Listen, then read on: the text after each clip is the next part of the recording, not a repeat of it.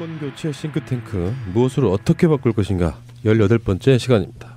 오늘도 나오신 분들 소개를 해드리겠습니다. 복지국가 소사이어티 이상구 운영위원장님 나오셨습니다. 예, 반갑습니다. 이상구입니다. 예, 어서 오시고요. 저한테 어떤 분들이 얼마나 잘생겼길래 목소리 이들은 그렇게 좋은데 그래서 이제 검색해보면 대충 나올 거 아니에요. 예. 좋더라. 다행입니다. 이 방송 물이 좋더라. 이런 표현 이런 거 많이 들을 거예요. 예. 자, 그리고 이상희 공동대표님 나오셨습니다. 네, 안녕하세요. 이상희입니다. 이상희 대표님이 최근 보니까 팟캐스트를 하나 만드셨더라고요. 이분이 저를 배신했습니다 지금. 이건 아니고 네. 반란이죠. 반란. 아니 이게 새가 날아든다의 보조용 예. 계열사. 계열사죠. 그러니까 그렇죠. 우리는 진짜로 하청 중에 하청 계열사. 스스로를 이렇게 낮추는 이유가 뭔가 하면 가불명 중 무 정도 되는. 우리는 칼럼이 있잖아요. 매주 나오잖아요. 그중에 정책 칼럼, 정책적이고 시사성 있는 거 그런 거를 이 복지국가의 관점에서 좀 풀어주고 해석해주는 게 필요한데 그걸 해주는 통로가 있을 수가 없는 거야. 그래서 이 칼럼을 읽어주면서 약간씩 좀 대담을 하는 식으로 설명해주면 그러면 굉장히 유익하겠다 싶어서 한번 해봤거든요. 해가지고 우리 회원들에게 한번 쭉 돌려봤더니 반응이 굉장히 좋은 거예요. 왜 이런 거 미리 안 했냐고 그러더라고. 그렇죠. 그래서 사실은 내가 새가 날아든다 해서 팟캐스트를 배워서 지금 그렇죠. 계열사를 하나 지금 해보려고 하는데 어떻게 하냐 그러니까 우리 권 PD께 적극적으로 한번 요청해보라고 그래서 제가 이렇게 용기를 내봤습니다. 아니 그래서 홍보 좀 해드리려고. 고맙습니다. 제가 또 우리 가족이라고 하면 좀 특별히 챙기는 그런 성격이에요. 딱 보니까 이분이 이렇게 팟캐스트를 만들었는데 그 사진 있잖아요. 네. 야, 거의 뭐 한국의 스티브 잡스 같은 그 표정으로 그 느낌이 너무 좋은 거예요. 제가 찍었습니다. 그랬습니까? 네. 서정호 홍보팀장의 작품입니다. 야, 사람 하나 잘 구했네요. 네. 그 만능맨입니다. 예. 맞습니다. 그래서 그 팟빵에서 이상희 이렇게 딱 검색을 하면 탁 뜹니다. 이상희 제 이름이 앞뒤로 이자거든요. 요거 세 글자만 치면 그냥 탁 뜹니다. 예, 이효리의 오빠 이상희. 이효리와 전혀 상관이 없는. 그러니까 같은 제주도의 이효리 못 보셨나요? 못 봤어요. 텔레비에서만 봤어요. 어쨌든 간에 저도 한번 들어봤거든요. 또 이런 방식으로 하면 참 좋구나. 그리고 느껴서 역시 복소분들은 뭔가 막 아이디어가 넘치고 열정 넘치고요. 제가 봤을 때는 사람이 아니고 기계 같아요. 어떻게 그런 시간들을 그렇게 내냐 이런 생각이 좀 들고요. 칼럼 읽어주는 남자. 이 칼럼? 네, 이상희의 칼럼 읽어주는 남자입니다. 예, 검색하면 나오고요. 네. 검색은 이상이 이렇게 검색하시면 예. 다음에 우리 퀴즈맨 서정우님. 네, 버터 바른 목소리 서정우입니다. 방송 나오는 게 되게 좋은가 봐요. 네, 저 방송 많이 타고 자, 준비 이따가 퀴즈 준비해 주시고요. 네. 자, 오늘 게스트 소개해드리겠습니다. 지금까지 게스트 분들 중에 제가 봤을 때는 우리 복지국가 소사이어티 게스트 분들이 대부분 남자분들이 많았는데 굉장히 우아하신 우리 게스트 한 분 나오셔가지고 딱 느낌이 신사임당 느낌. 제가 일단 소개해드리고요. 그리고 그 소개는 우리 저 운영위원장님이 해주시면 되겠습니다. 우리 정혜선 교수님 나오셨습니다. 네, 반갑습니다. 정혜선입니다. 네, 어서 오시고요. 네. 예. 우리 정혜선 가톨릭대학교 보건대학원 교수님께서는 이 우리 복지국가 소사이어티의 직책위원이시기도 하지만은 보건학으로 박사를 하셨고요. 본래는 이제 간호학을 전공하시는데 이 삼성전자라는 저 일반 민간 기업에서 보건관리자로 본인이 직접 현장 근무도 하시고 또 노동부의 산업보건과 전문위원으로 보건행정도 직접 하시고 또 저 감정노동이나 야간근무 같은 이런 부분에 아주 전문적으로 연구를 많이 하셔서 산업보건 분야에 굉장히 전문가이시면서 현재는 또 한국산업간호협회 회장을 하고 계십니다. 그래서 정말 이 분야에서 거의 그 현장부터 정책 분야 행정까지 두루두루 많이 하셨던 제일 전문가 중에 한 분이라고 이야기할 수 있겠습니다. 이 분야에 살아있는 전설? 그렇죠. 신화? 예. 근데 사실 좀 굉장히 낯선 어떤 분야고요. 저희들 다른 방송에 노무사님 나오셔가지고 이제 산재 이야기 가끔씩 많이 했었거든요. 그거랑 좀 연결을 좀 시켜보면 어느 정도 일맥상통하는 이야기 같고. 그렇죠. 예. 자, 제가 정혜선 교수님은 좀 관련된 분야를 스크랩하다가 예전에 좀 제가 알았었거든요. 근데 최근에 감정노동에 대한 칼럼도 쓰셨고 실제로 우리도 감정노동에 대한 이야기를 방송으로 꽤나 지금까지 많이 했었거든요. 그 이야기를 먼저 한번 듣고요. 그리고 이제 본론으로 한번 들어가 보실까요? 감정노동이 왜 우리 일상에 중요한 겁니까?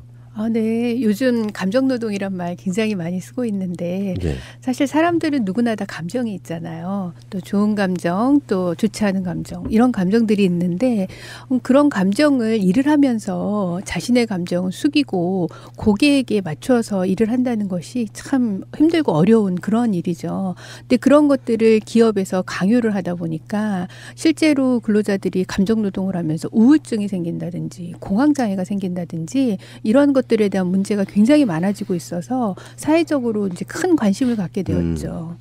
또 최근에는 그 감정노동에 종사하는 분들이 주로 이제 서비스업에 많이 근무를 하시는데 서비스업의 모든 분야, 뭐 백화점이라든지 할인점이라든지 이런 분야뿐만이 아니라 호텔, 또 의료기관, 그리고 또 금융업 이런 곳까지 굉장히 많은 분야의 이 감정노동을 하시는 분들이 계시면서 우리나라 그 근로자들 중에 한 뭐 800만 명 정도가 감정노동에 종사를 하고 있다. 이렇게 이제 통계가 나올 정도로 굉장히 사회적으로 관심이 많은 그런 분야라고 할 수 있습니다. 그러니까 그 요즘 같으면은 산재 그러면 다치거나 사망하고 이런 것도 있지만 감정이 심하게 상처를 받는 것도 일종의 산재로 봐야 되는 사회적 흐름이 있는 거죠.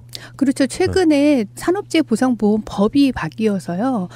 예전에는 감정노동으로 인해서 우울증이 생겨도 그거를 보상받기 굉장히 어려웠어요. 그게 업무로 인해서 생겼다는 거를 증명하기가 굉장히 어려웠었기 때문에 그런데 이제 그 법이 바뀌면서 이제는 감정노동으로 인해서 그런 그 우울증이라든지 정신건강 문제가 발생을 하면 산재로 인정될 수 있도록 법이 바뀌었기 때문에 그런 그 감정노동이 산재로 되어질 수 있는 가능성이 굉장히 높아졌다고 할 수가 있죠.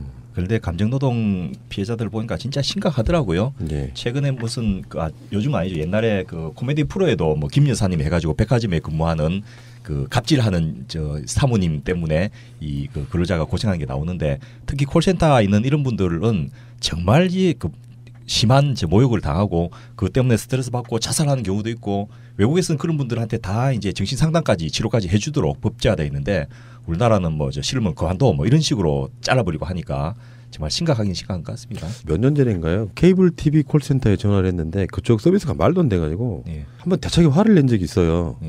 근데 조치해가지고 전화해서 다시 알려주겠다라고 하는데 생각해보니까 너무 미안한 거예요. 그분들이 사실상 죄를 짓는 상황이 아니거든요. 그러면, 그 매개체의 역할만 하고 있는 건데 사과했던 기억이 나요. 너무 심했다. 제 입장에서 생각해보면. 근데 이런 것도 있어요. 자기 본인들은 콜센터에 상담사 하시는 분들이 욕을 먹게끔 상황을 만들어 놓고 고치지 않고 욕은 그분들이 다 먹게 만드는 그 시스템도 고쳐야 되는 거잖아요. 그렇습니다. 특히 이게 하청과 관련돼서 이 본사가 하청, 지하청을 주면서 그 서비스나 콜센터 부분을 다 저 외부 용역을 하다 보니까 이제 저 본사나 제1하청에서 잘못한 일을 이 콜센터 쪽에서 저 욕을 들어야 되는 이런 식으로 돼서 제가 보는 환자들 중에서도 그것 때문에 위궤양이 생겨 온 분도 있고요.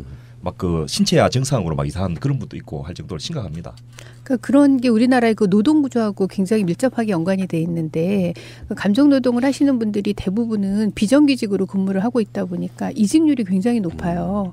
그래서 우리 소비자들이 그런 콜센터 이런 곳에 전화를 했을 때 불만이 생기는 것이 그런 그 요구 사항을 해결을 못 해줄 때 불만이 생기잖아요. 근데 이분들이 비정규직이고 이직률이 높으니까 자기가 맡은 그런 업무에 대해서 정확한 그 대답을 주지 못하고 그리고 또 그 사람들이 권한을 갖고 있지 못해요. 그래서 그 문제를 해결해 줄 수가 없기 때문에 그런 소비자들의 불만이 더 높아져서 그런 갈등 구조가 더 심해지는 거죠. 그런 그 고용 구조 때문에 단순히 감정 노동의 문제만이 아니라 그런 문제를 해결을 해야 이런 것들이 같이 해결되어질 수 있다고 볼 수 있는 거죠. 최고의 감정 노동은 저는 팟캐스트라고 봐요. 제 입장이 원래 그런 거라 어마어마한 스트레스를 받아요. 생각보다. 악플에 시달리죠. 그 스트레스에 나는 A라고 말을 했는데 듣는 사람들에 따라서는 B, C가 나오거든요. 내가 하고자 하는 진여와 다르게 악플은 막 번져가서 한 말은 A로 시작했는데 결론은 Z로 나 있는 경우도 많고요. 그거를 다 댓글로 달아서 오해를 풀 수도 없고.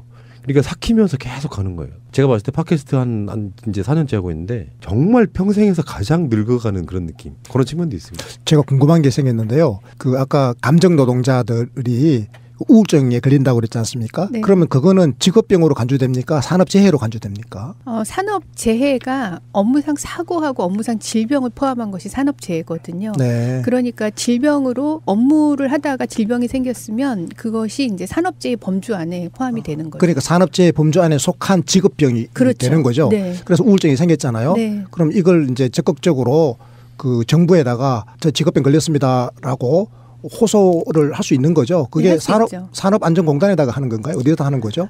산업재 인정은 근로복지공단에서 근로복지공단에서. 하고요. 네. 근데 과거에는 그런 기준이 없었기 때문에 이게 내가 일을 하면서 그런 문제가 우울증이 생겼어도 그거를 이렇게 보상을 받을 수가 없었는데 이제는 기준이 생겼기 때문에 그런 것들을 근로복지공단에 신청서를 내면 이제 심사를 해서 업무상 질병인 그걸로 판정이 되면 산업재해로 인정이 되는 거죠. 근데 마지막 질문인데요.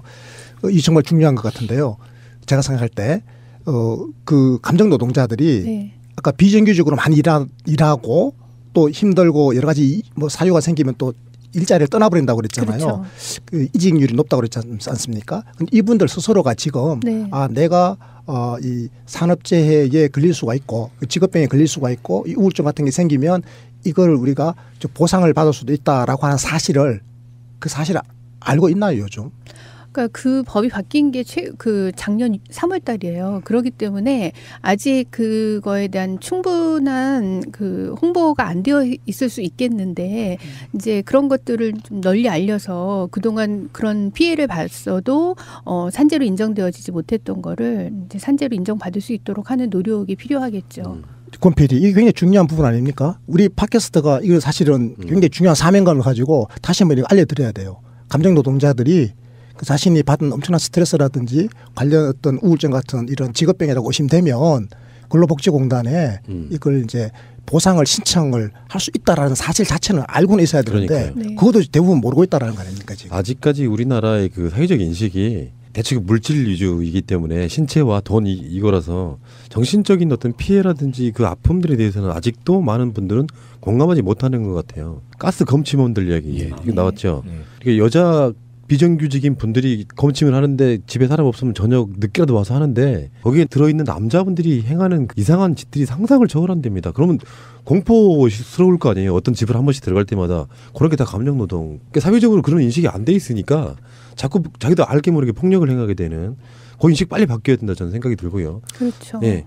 그것만 갖고도 한 몇 시간 할 수 있는 주제가 아닌가 싶은데 본방송 출발하겠습니다.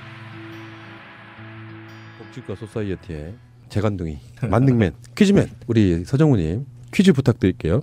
네, 이번 주 16번째 문제고요. 지난주 문제부터 다시 말씀드리겠습니다. 국민건강보험 하나로 운동은 민간 의료보험 대신 국민건강보험 하나로 병원비를 해결하자는 줄임말입니다. 100만 원 상한제, 즉 급여와 비급여 진료비를 합해 연간 1인당 본인 부담금의 한도를 100만 원으로 정하여 만약 올해 나에게 청구된 병원비 총액이 1억 원이라면 내가 100만 원을 국민건강보험공단이 9,900만 원을 책임지는 제도입니다. 민간보험에 내는 아주 돈의 일부분만 건강보험으로 전환하면 됩니다. 그게 건강보험 하나로입니다. 자, 그럼 위와 같이 운영하기 위해서 국민들이 추가로 더 내야 하는 건강보험료는 1인당 대략 얼마일까요? 정답은 1번 만 원에서 3만 원입니다. 이번 주 정답은 15분이 댓글을 달아주셨고요. 특히 정답 다신 분 중에 박용호님이라고 저희랑 같이 식사하셨던 분, 예, 그분이 정답을 다시고 댓글 좀 길게 다셨는데 내용이 이거 정말 중요한 건데 이번 대선에선 이 제도를 누가 받으려나 이렇게 댓글을 써주셨네요. 그다음에 이정환님은 이거 진짜 실현 가능성 있나요? 이렇게 또 질문을 주셨네요. 확실합니다. 그 만 원에서 3만 원이라고 질문지에 나갔는데 정확하게는 만 원입니다. 국민 1인당 만 원, 가구당 2.5명이 살고 있기 때문에 가구당 2만 5천 원을 더 내면 지금 현재 가구당 10만 원 내고 있거든요. 가구당 2만 5천 원을 더 내면 25%를 사실상 더 내는 건데요. 그렇게 되면 국민건강보험 하나로 우리 의료비 문제를 다 해결할 수 있다 이렇게 말씀드리겠습니다. 예. 첫 번째 그 질문하시던 그 부분도 이미 2012년 대선에서 이 문재인 후보와 안철수 후보가 약속을 하셨었고요. 아마 그 캠프에서 제가 듣기로는 계속 그 약속은 유효한 것으로 이렇게 되고 있고 그 외에 다른 주자들도 아마 이 부분에 대한 질문이 가면 아마 수용하는 쪽으로 되지 않겠나 싶습니다. 무엇보다 박근혜 거기서 스톱. 예. 문재인 후보는 확실하게 제가 최근까지 모니터링 해보니까 예. 국민건강보험 하나를 하겠다고 그래요. 그런데 안철수 후보 쪽은 확인이 필요합니다. 그 사이에 뭔가 좀 바뀌었을 수도 있습니다. 이분이 약간 스탠스가 보수 쪽으로 옮겨왔거든 지금. 예. 자, 그 외에 정답 주신 분 전영신, 복금이, 박중배, 김성현, 김유진, 김수미, 한기성, 전창기, 안지숙, 김종숙, 신현호, 서명갑, 신현수 이렇게 정답을 달아주셨고요. 자, 이번 주 문제 내도록 하겠습니다. 자, 올해 일했다던 직원의 발등은 붕대로 허술하게 감겨져 있었다. 놀라서 붕대를 보자고 했다. 상태가 심각했다. 정작 당사자는 오래 일하던 자신감으로 일을 하다가 철판에 발등이 찧었다며 대수롭지 않게 웃었다. 병원으로 가서 빨리 치료를 받도록 도와주었다. 병원에서는 빨리 치료받지 않아 이미 괴사된 상태라고 했다. 그 이상 더 두었다간 발을 절단해야 할 지경이었다. 그 직원은 정말 고맙다며 연신 오늘 오신 이 정혜선 교수님께 인사를 했다. 예, 이토록 산업재해의 사각지대는 심각합니다. 대한민국은 산업재해 사망자 수가 2015년에 2066명을 기록했다고 합니다. 이 수치는 OECD 국가 중에서 산업재해 사망률 몇 위일까요? 1번 1위, 2번 2위, 3번 10위, 4위 30위. 힌트는 본 방송을 잘 들어보시면 되겠습니다. 힌트 내가 드릴게요. 웬만한 안 좋은 건 다 우리나라 1위입니다. 이것뿐만 아니라 항상 저희 위에 멕시코가 있었죠. 아 이게 저 정현선 교수님이 직접 겪었던 사례를 네. 이야기하신 건가 보죠? 네, 제가 블로그를 검색하다 찾았습니다. 맞죠? 네. 네. 제가요 원래 정말 성의 있게. 한 트위터만 한 7, 8년 했는데 최근에 페이스북을 시작했는데요. 한번 해보려고. 지금 마침 생각이 나서 복지과 소사이어티에 들어와 있거든요. 실제로 어떻게 흐름이 되는지를 한번 보려고. 네. 복지과 소사이어티 굉장히 활발하게 활동하는군요. 예. 많은 분들 팔로우 해주시기 바랍니다. 네. 저도 지금 팔로우 좋아요를 열심히. 네. 오늘의 이야기는 안전한 직장, 건강한 직장 막연하기는 해요. 어쩜 너무 당연한 건데도 불구하고 당연한 것들에 대한 경각심이 별로 없는 것 같고 막상 사고를 당하거나 다쳐보신 분들만 느끼는 걸 수도 있어요. 근데 사업주 입장에서 사용자 입장에서는 그 심각성을 잘 모르고 또 거기에 대해서 처벌도 되게 미약한 편이잖아요. 기업 위주의 국가다 보니까 그런 이야기들을 한번 해보겠습니다. 그렇지 않아도 최근에 그 동탄에서 메타폴리스 예. 거기서 화재 사고 나서 지금 사망자분도 꽤 계시고 그런 거죠. 그렇죠. 지금 4명이 숨지고 40여 명이 그 부상을 당한 그런 큰 사고가 났습니다. 그것 말고도 최근에 무슨 그 어떤 그런 사고들로 인해서 뭐 구의역 스크린도어라든지 노량진 배수지라든지 등등해서 가끔씩 대형 사고 나고 세월호 사건 이후에도 계속 일어나고 있는 거고요. 안전사회 건설을 위한 경각심이 많이 떨어진 게 아닌가. 오히려 그런 사건들은 끊임없이 일어나고 있지 않습니까? 우리나라의 그 산업재해 현황을 살펴보면 1년에 한 9만 명 정도가 산재로 인정을 받고 있어요. 사실 인정을 받지 않은 그런 사람까지 합치면 더 많겠지만 그래도 그 9만 명이라는 수치는 하루에 한 5분에 한 명씩 그 사고가 발생을 하는 것이고 그리고 또 3시간마다 한 명씩 사망하는 그런 수준입니다. 산업재해로 인해서 그 사망하는 사람 보면은 1년에 한 2,000명 정도 수준인데 2015년 기준으로 정확하게 한 1,801명 정도 됩니다. 이거는 우리나라가 OECD 국가 중에 굉장히 높은 그런 수준을 나타낸다고 할 수가 있죠. 또 거기에서 업무상 질병자가 있는데 실제로 일을 하다가 다치는 그런 경우뿐만이 아니라 직업병이 생기거나 질병이 생기는 그런 경우인데요. 이 업무상 질병자는 2012년 이후에 또 계속 증가하는 이런 추세를 가지고 있습니다. 그렇기 때문에 우리나라에서 이 산업재해와 직업병의 문제가 굉장히 심각하다고 할 수가 있겠죠. 실제로 그 업무상 질환으로 인해서 그 노동상실 일수, 근로손실 일수가 이 사고성 재해보다 한 3.7배, 4배 가까이 높다는 이런 보고도 나오고 있고 또 우리나라 전체 노동자의 그 연령이 평균 연령이 지금 42세를 넘어서고 있기 때문에 이런 산업장에서의 질병 관리까지가 우리 정 교수님께서 관심을 가지고 지금 이제 국가가 보장을 해야 된다라고 주장하는 영역에 속하겠다고 할 수 있겠습니다. 근데 이게 산업재해자하고 업무상 질병자 이렇게 말씀하셨잖아요. 이게 두 개의 개념을 좀 우리 청취자들에게 약간만 설명해 주실 수 있는지 모르겠습니다. 산업재해는 일을 하다가 직장에서 다치거나 질병이 생기거나 그런 거를 다 포함을 해서 산업재해라고 합니다. 그게 연간 9만 명 정도 발생한다라는 거죠? 그렇죠. 네. 거기에는 사고와 질병을 다 포함하고 있기 때문에 그 업무상 질병, 직업병을 포함한 숫자가 산업재해가 되는 것이죠. 그러면은 업무상 질병자는 우리가 알고 있는 그 삼성 반도체는 거기에 속하는 거예요? 그렇죠. 백혈병? 백혈병 이런 경우가 이제 업무상 질병, 직업병. 사실은 근데 같은 개념 아니에요? 산재나 업무상 질병이나? 큰 틀에서 보면은 그런데 그거를 이제 사고하고 질병을 분류를 하고 있어요. 그래서 이제 사고라면은 보통은 건설업에서 일을 하다가 이제 추락 사고가 발생을 한다든지 그런 경우는 이제 안전사고 같은 걸로 인해서 생긴 것으로 보고 이제 사고로 분류를 하고, 그리고 이제 질병이 생긴 그런 백혈병이라든지 또 유기용제 중독이라든지 직업병이죠. 중독 이런 경우, 그런 경우는 이제 질병으로, 업무상 질병으로 그렇게 보는 거죠. 그러니까 전체 산업재해자 속에서 이 업무상 질병자가 지금 한 8% 남짓 된다라는 거죠. 그렇죠. 구성이. 네. 예. 네. 이게 아까 그 말씀하신 숫자 중에요. 3시간마다 한 명이 사망한다. 이거는 예를 들면 국가라든지 기업들이 어느 정도 경각심 갖고 대비하면 없어질 수 있는 문제 아닙니까? 그럼요. 결국 돈을 안 써서 생긴 문제고 두 번째 제도를 규제 개혁 완화라는 입장에서 이 기업 중심으로 하다 보니까 생긴 문제입니다. 요즘은 뭐 직장에 취직한 것도 어렵지만 직장에 그 근무하면서 안 죽고 살아남으면 다행이다 이런 정도가 현실이 아닌가 싶습니다. 또 질문 하나 더 해도 됩니까? 네. 그 산업재해자가 연간 한 9만 명 발생한다고 말씀하셨잖아요. 네. 그런데 제가 옛날에 동네 병원에서 옛날에 아르바이트 할 때 일을 좀 하다 보니까 의사 노릇을 제가 좀 하다 보니까 그게 저 동네 조그만한 그 사업체에서 손가락 다쳐서 왔는데 산업재해 처리를 안 하고 그냥 이거 공상이라 그래가지고 현금으로 돈을 진료비를 제게 주고 간 걸 그런 경우가 여러 번 있었거든요. 그런 경우는 이 통계에 빠져 있는 건가요? 그런 경우는 이제 공상이라고 해서 따로 분류를 하는데 여기에 통계는 근로복지공단을 통해서 산업재해로 인정을 받은 그런 건수만 포함을 하고 있기 때문에 말씀하신 그런 경우는 포함이 되어 있지 않죠.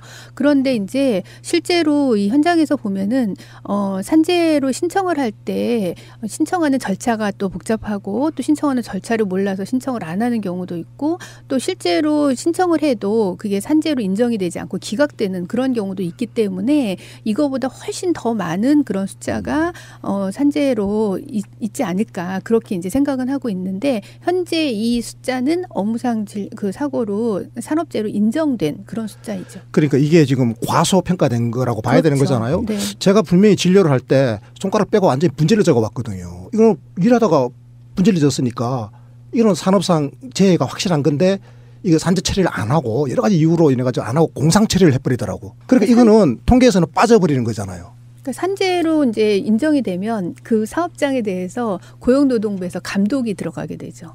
그렇게 되니까 고용노동부에서 감독을 받게 되면 이제 잘못된 작업 환경이라든지 문제점을 개선을 해야 되기 때문에 회사에서 그런 것들에 대한 부담을 갖고 신청을 안 하고 그냥 그 근로자에 대한 치료비를 이제 대신 내주는 이런 형태로 하고 있는데 그런 것들까지 모두 다 산재로 인정이 되는 거로 한다면 굉장히 많은 숫자가 그렇겠네요. 있을 거로 생각이 됩니다. 특히 산재 신청을 해도 승인율이 미국 같은 경우에는 한 4%, 독일 같은 경우는 3% 되는데 우리나라는 1%가 안 되거든요.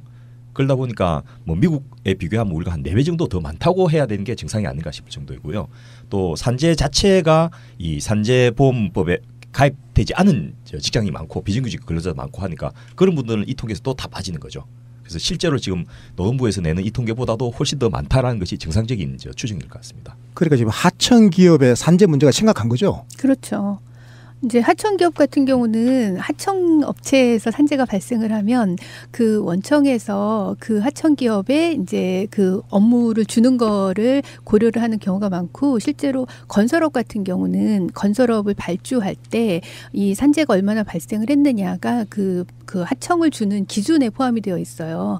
그러다 보니까 그게 산재를 예방하기 위한 목적인데 사실은 이제 산재를 은폐하는 이런 수단으로도 사용되어질 수 있어서 굉장히 좀 어려운 문제가 있고 가능하면 이제 그런 것들을 줄이고 산재를 줄이고 또 발생하지 않도록 하는 것이 굉장히 중요하다고 할 수가 있죠. 궁금한 게요. 법적으로 분명히 있긴 있을 거예요. 우리가 그런 말을 한 적이 있거든요. 근로기준법이 잘못되어 있는 나라는 아니다. 꽤 잘 만들어졌는데 법대로 잘 안 하니까 문제다. 아까 말씀드린 정확한 용어가 될지 모르겠는데 보건관리자, 어떤 사업장 내에서 위험 요소를 줄여주고 다치면 뭐도 하고 이런 그 보건관리자라는 개념이 있는 거잖아요. 그게 어떤 법적으로 규정이 돼 있는 게 있습니까? 우리나라의 산업안전보건법에 그 어떻게 규정되는지 그 이야기를 좀 해주시면 좋겠습니다. 네, 산업안전보건법에는 그런 그 사고를 예방하기 위해서 시설이나 장비 이런 것들을 관리하는 안전관리자가 있고요.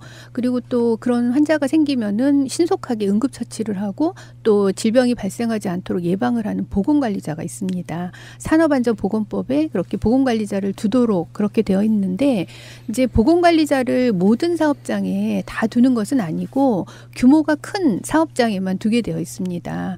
규모가 작은 사업장까지 보건관리자를 두라고 하면 아무래도 비용 부담이 있으니까 그런 그 규모가 큰 사업장에 보건관리자를 두어서 산재가 생겨서 이 보상을 받고 치료를 하는 것도 굉장히 중요하지만 더 중요한 거는 예방을 할 수 있도록 하는 것이잖아요. 그렇죠, 그렇죠. 그래서 회사 차원에서 예방을 할 수 있고 또 응급 상황이 발생했을 때 빨리 신속하게 조치를 한다면 그러면 더 심한 질병들을 생기지 않게 하고 합병증을 예방할 수 있기 때문에 그런 측면에서 보건관리자를 두도록 그렇게 되어 있죠. 그런데 문제는 이 보건관리자들이 제대로 배치가 안 돼 있는 게 문제죠. 네, 보건관리자가 큰 회사에 두게 돼 있고 지금 법으로는 50인 이상 되는 사업장에 보건관리자를 두게 되어 있는데 이제 50인부터 300인까지는 전담 보건관리자를 두기에는 또 회사에 비용 부담을 줄 수 있다 해서 외부 기관에 위탁을 하고 300인이 넘는 그런 300인 이상 되는 사업장에 보건관리자를 두어서 보건관리자가 그런 근로자들에 대한 건강관리를 하도록 그렇게 이제 규정을 하고 있는 거죠. 보건관리자의 그럼 자격이 어떻게 돼요? 그냥 누구나 할 수 있는 건 아닐 거 아니에요? 그렇죠. 네. 전문가가 하도록 돼 있는데 산업안전보건법에 정한 그 자격은 의사라든지 또 간호사라든지 그리고 또 작업 환경을 관리하는 산업위생관리기사 이런 사람들이 보건관리자가 되도록 그렇게 되어 있습니다. 교수님도 그런 걸 해보셨다면서요? 네. 현장은 제가 어때요? 근데 현장은 실제로 가면은? 그렇죠. 현장에 가면 보건관리자가 하는 일이 사실 굉장히 많아요. 많은 분들은 이제 회사에서 보건관리자 역할을 직접 느끼지 못하는 그런 경우도 있을 수 있겠는데 이제 제조업이라든지 이런 경우에는 이 현장에서 다치는 그런 경우가 많아서 응급처치를 굉장히 많이 하고 또 현장에 가면 상상하지 못할 정도로 소음이 계속 발생하는 그런 곳이 굉장히 많거든요. 기계가 아무래도 굉장히 많으니까 그러면은 그런 소음이 많이 발생하는 곳에서 귀마개를 착용을 해서 소음으로 인한 소음성 난청을 예방하도록 그렇게 하는 게 필요하고 그리고 또 일하다 보면은 잘 모르는 그런 화학물질을 많이 쓰게 되거든요. 무슨 물질인지는 모르는데 아무튼 냄새가 난 이런 것들을 이제 경험을 하게 되는데 그런 화학물질로부터 중독을 예방하기 위해서 마스크를 착용하게 한다든지 그리고 또 환기 시설을 잘 할 수 있도록 관리를 한다든지 그래서 그런 화학물질 중독이 생기지 않게 하는 것이 필요하죠. 그런 것들을 이제 보건관리자가 수행을 하고 있죠. 예를 들면 납땜하는 작업장에 있는 분들이 전기 조립할 때 많이 하지 않습니까? 여름에 덥고 답답하다고 마스크를 안 쓰니까 계속 그 앞에서 납땜하니까 나중에 이제 코 가운데가 뻥 뚫려버리는 이런 일이 벌어진데도 당사자는 모르는 거예요. 그럼 보건관리자 옆에 있으면 꼭 쓰셔야 됩니다. 힘들어도 이렇게 나중에 이렇게 됩니다라고 이야기해주면 그 이야기 들은 사람이 안 쓸 리가 있겠습니까? 그런데 아무도 그런 이야기를 안 해주는 거죠. 그래서 지금 정 교수님께서 말씀하시던 그런 시스템이 굉장히 좋음에도 불구하고 방금 말씀하신 그 자체에서 이미 이제 몇 가지 문제점이 드러났는데요. 첫째, 그 보건관리자를 그 회사에서 채용하면 그분이 회사의 이익에 반하는 적극적인 보건관리를 과연 할 수 있느냐 이런 문제가 하나 있고 그나마도 자체 채용한 분들은 좀 나은데 노조하고도 관계도 있고 하니까 그래도 좀 이야기를 할 수 있는데 외부 위탁을 한 경우가 지금 전체의 한 75% 정도 되는 거죠. 와. 76%. 이런 데니까 외부에서는 그 회사에서 돈을 받아 먹어야 되는 이런 입장에서 세게 무슨 시정하라 고치라 이 얘기 못 하지 않습니까? 그러니까 뭐 설상으로 좋습니다. 잘 돼갑니다. 이렇게 하면서 넘어가 버리는 거죠. 그러다가 나중에 이제 결국 다치고 터지고 깨지고 아프면 이제 문제가 생기고 그럼 또 그걸 덮으려 하고 이런 식의 악순환이 계속되는 구조. 이 방송을 제가 항상 하고 느끼는 건데 예. 정말 한국 사회 나빠요. 그렇습니다. 예. 그게 뭐 그러니까 국민들이 나쁘다는 게 아니라 네. 돈 가진 자들이나 정부라는 게 무엇이 우선인지를 정확하게 우리가 보기엔 눈에 보이잖아요. 그놈의 돈 때문에 계속 그런 문제들이 매주 이야기가 나오고 있는데도 불구하고 그게 그렇게 안 된다고 하면 가장 중요한 게 뭘까? 그 전에 이제 다른 노무사님과 하는 방송에서 제가 했던 표현이 자기 회사에서 일하시는 분들, 노동자들을 소모품으로 보느냐, 이 사회에 필요한 정말 중요한 그래서 유기적으로 돌아가는 가장 중요한 요소로 사람을 보느냐 이 차이인데 아직도 그 소모품으로 보는 시각이 굉장히 많은 거죠. 그렇죠. 실제로 이제 보건관리자들이 많이 근무를 하면 그런 그 직원들을 위해서 건강관리를 잘 수행할 수 있도록 도와주기 때문에 회사 차원에서도 굉장히 큰 도움이 될 수 있는데 이제 단순히 그 보건관리자 인건비가 많이 나간다 이런 것들 때문에 기업활동 규제 완화에 관한 특별조치법이라고 있어요. 그런 것들로 인해서 이 보건관리자를 두는 의무고용을 완화를 했습니다. 어떻게 완화를 했냐면 이제 외부기관에 위탁할 수 있는 기준을 지금 그 산업안전보건법에는 50인부터 300인 되는 중규모 사업장만 외부 위탁을 할 수 있도록 그렇게 하고 있거든요. 그런데 그 기업활동 규제 완화에 관한 이 특별조치법에 의해서는 모든 규모에 상관없이 큰 기업도 이제 외부 기관에 위탁을 할 수 있도록 그렇게 이제 하고 있는 거죠. 위탁을 하게 되면 아무래도 그 회사에서 밖에 있는 사람이 관리를 해야 되니까 회사 사정을 정확히 알 수가 없고 직접적인 관리를 수행을 할 수가 없게 되는 거죠. 그런데 이런 그 위탁제도 때문에 실제로 금방 말씀하신 것처럼 우리나라 전체 보건관리자 선임대상 사업장의 76%가 위탁을 하고 있는 이런 문제가 발생을 하고 있어서 실제로는 이 보건관리자 제도가 실효성 있게 가동되고 있지 못하는 문제점이 있는 거죠. 제가 아시는 분이 치킨집을 해요. 근데 이제 배달하는 젊은 알바생들이 잠깐 가까운 거리라도 헬멧을 쓰고 안 쓰고의 차이가 있잖아요. 그러니까 이 주인은 거기서 돈 나가는 게 아까워서가 아니라 진짜로 헬멧을 안 쓰면 배달을 안 보내요. 그렇게 헬멧을 써서 보냈는데 그 주인이 마침 뭐 휴가 비슷한 걸 가고 나서 젊은 친구 하나가 안 쓰고 나갔는데 마침 사고가 난 거예요. 오토바이가 미끄러져가지고. 그러니까 지속적으로 누군가가 관심 갖고 관리를 해주면 안전모 하나, 안전호 하나 더 잘 신게 되는 부분이 있잖아요. 그 신고 쓰고 안 쓰고가 목숨을 좌우하거든요. 그러니까요. 그러니까 그 마인드가 중요한데 산재가 나면 그거 은폐하기 바쁘고 징계받기 싫으니까 그 방식으로 계속 악순환 되는 차라리 다 까발려가지고 실태를 다 안 다음에 그 실태를 가지고 더 대책을 세우고 제가 아까 말씀 듣다가 어떤 생각이 들었냐면은 그렇게 돈 아까우면은 혼자 일하지 왜 자기들 직원들을 고용합니까? 그렇게 돈 아까우면 보건관리자 한 분 못 쓸 정도 여력이 없는 회사 같으면 무슨 회사를 돌려요? 수십 명 수백 명 직원 쓰면서. 근데 그거를 뭐 기업주의 개인적인 윤리식으로 따질 건 아니고 그 제도를 그렇게 정비를 해놔야 되는데 지금 문제는 이 방금 말씀하셨던 이런 내용들이 이 이명박근혜 정부의 적폐일 뿐 아니라 시작 자체가 이 민주정부에서 시작됐다는 겁니다. IMF 하에서 그 김대중의 이 국민의 정부 때 이 바로 방금 교수님께서 말씀하신 규제개혁 완화를 위한 특별조치법 이걸 만들어 가지고 방금 말씀드렸던 이런 의무고용이라든지 이런 것들 다 그 없애버린 거예요. 그리고 없애고 난 다음에 이 그 안에 75개 조항이 있는데 또 힘 있는 사람들 전부 규제를 부활시켰어요.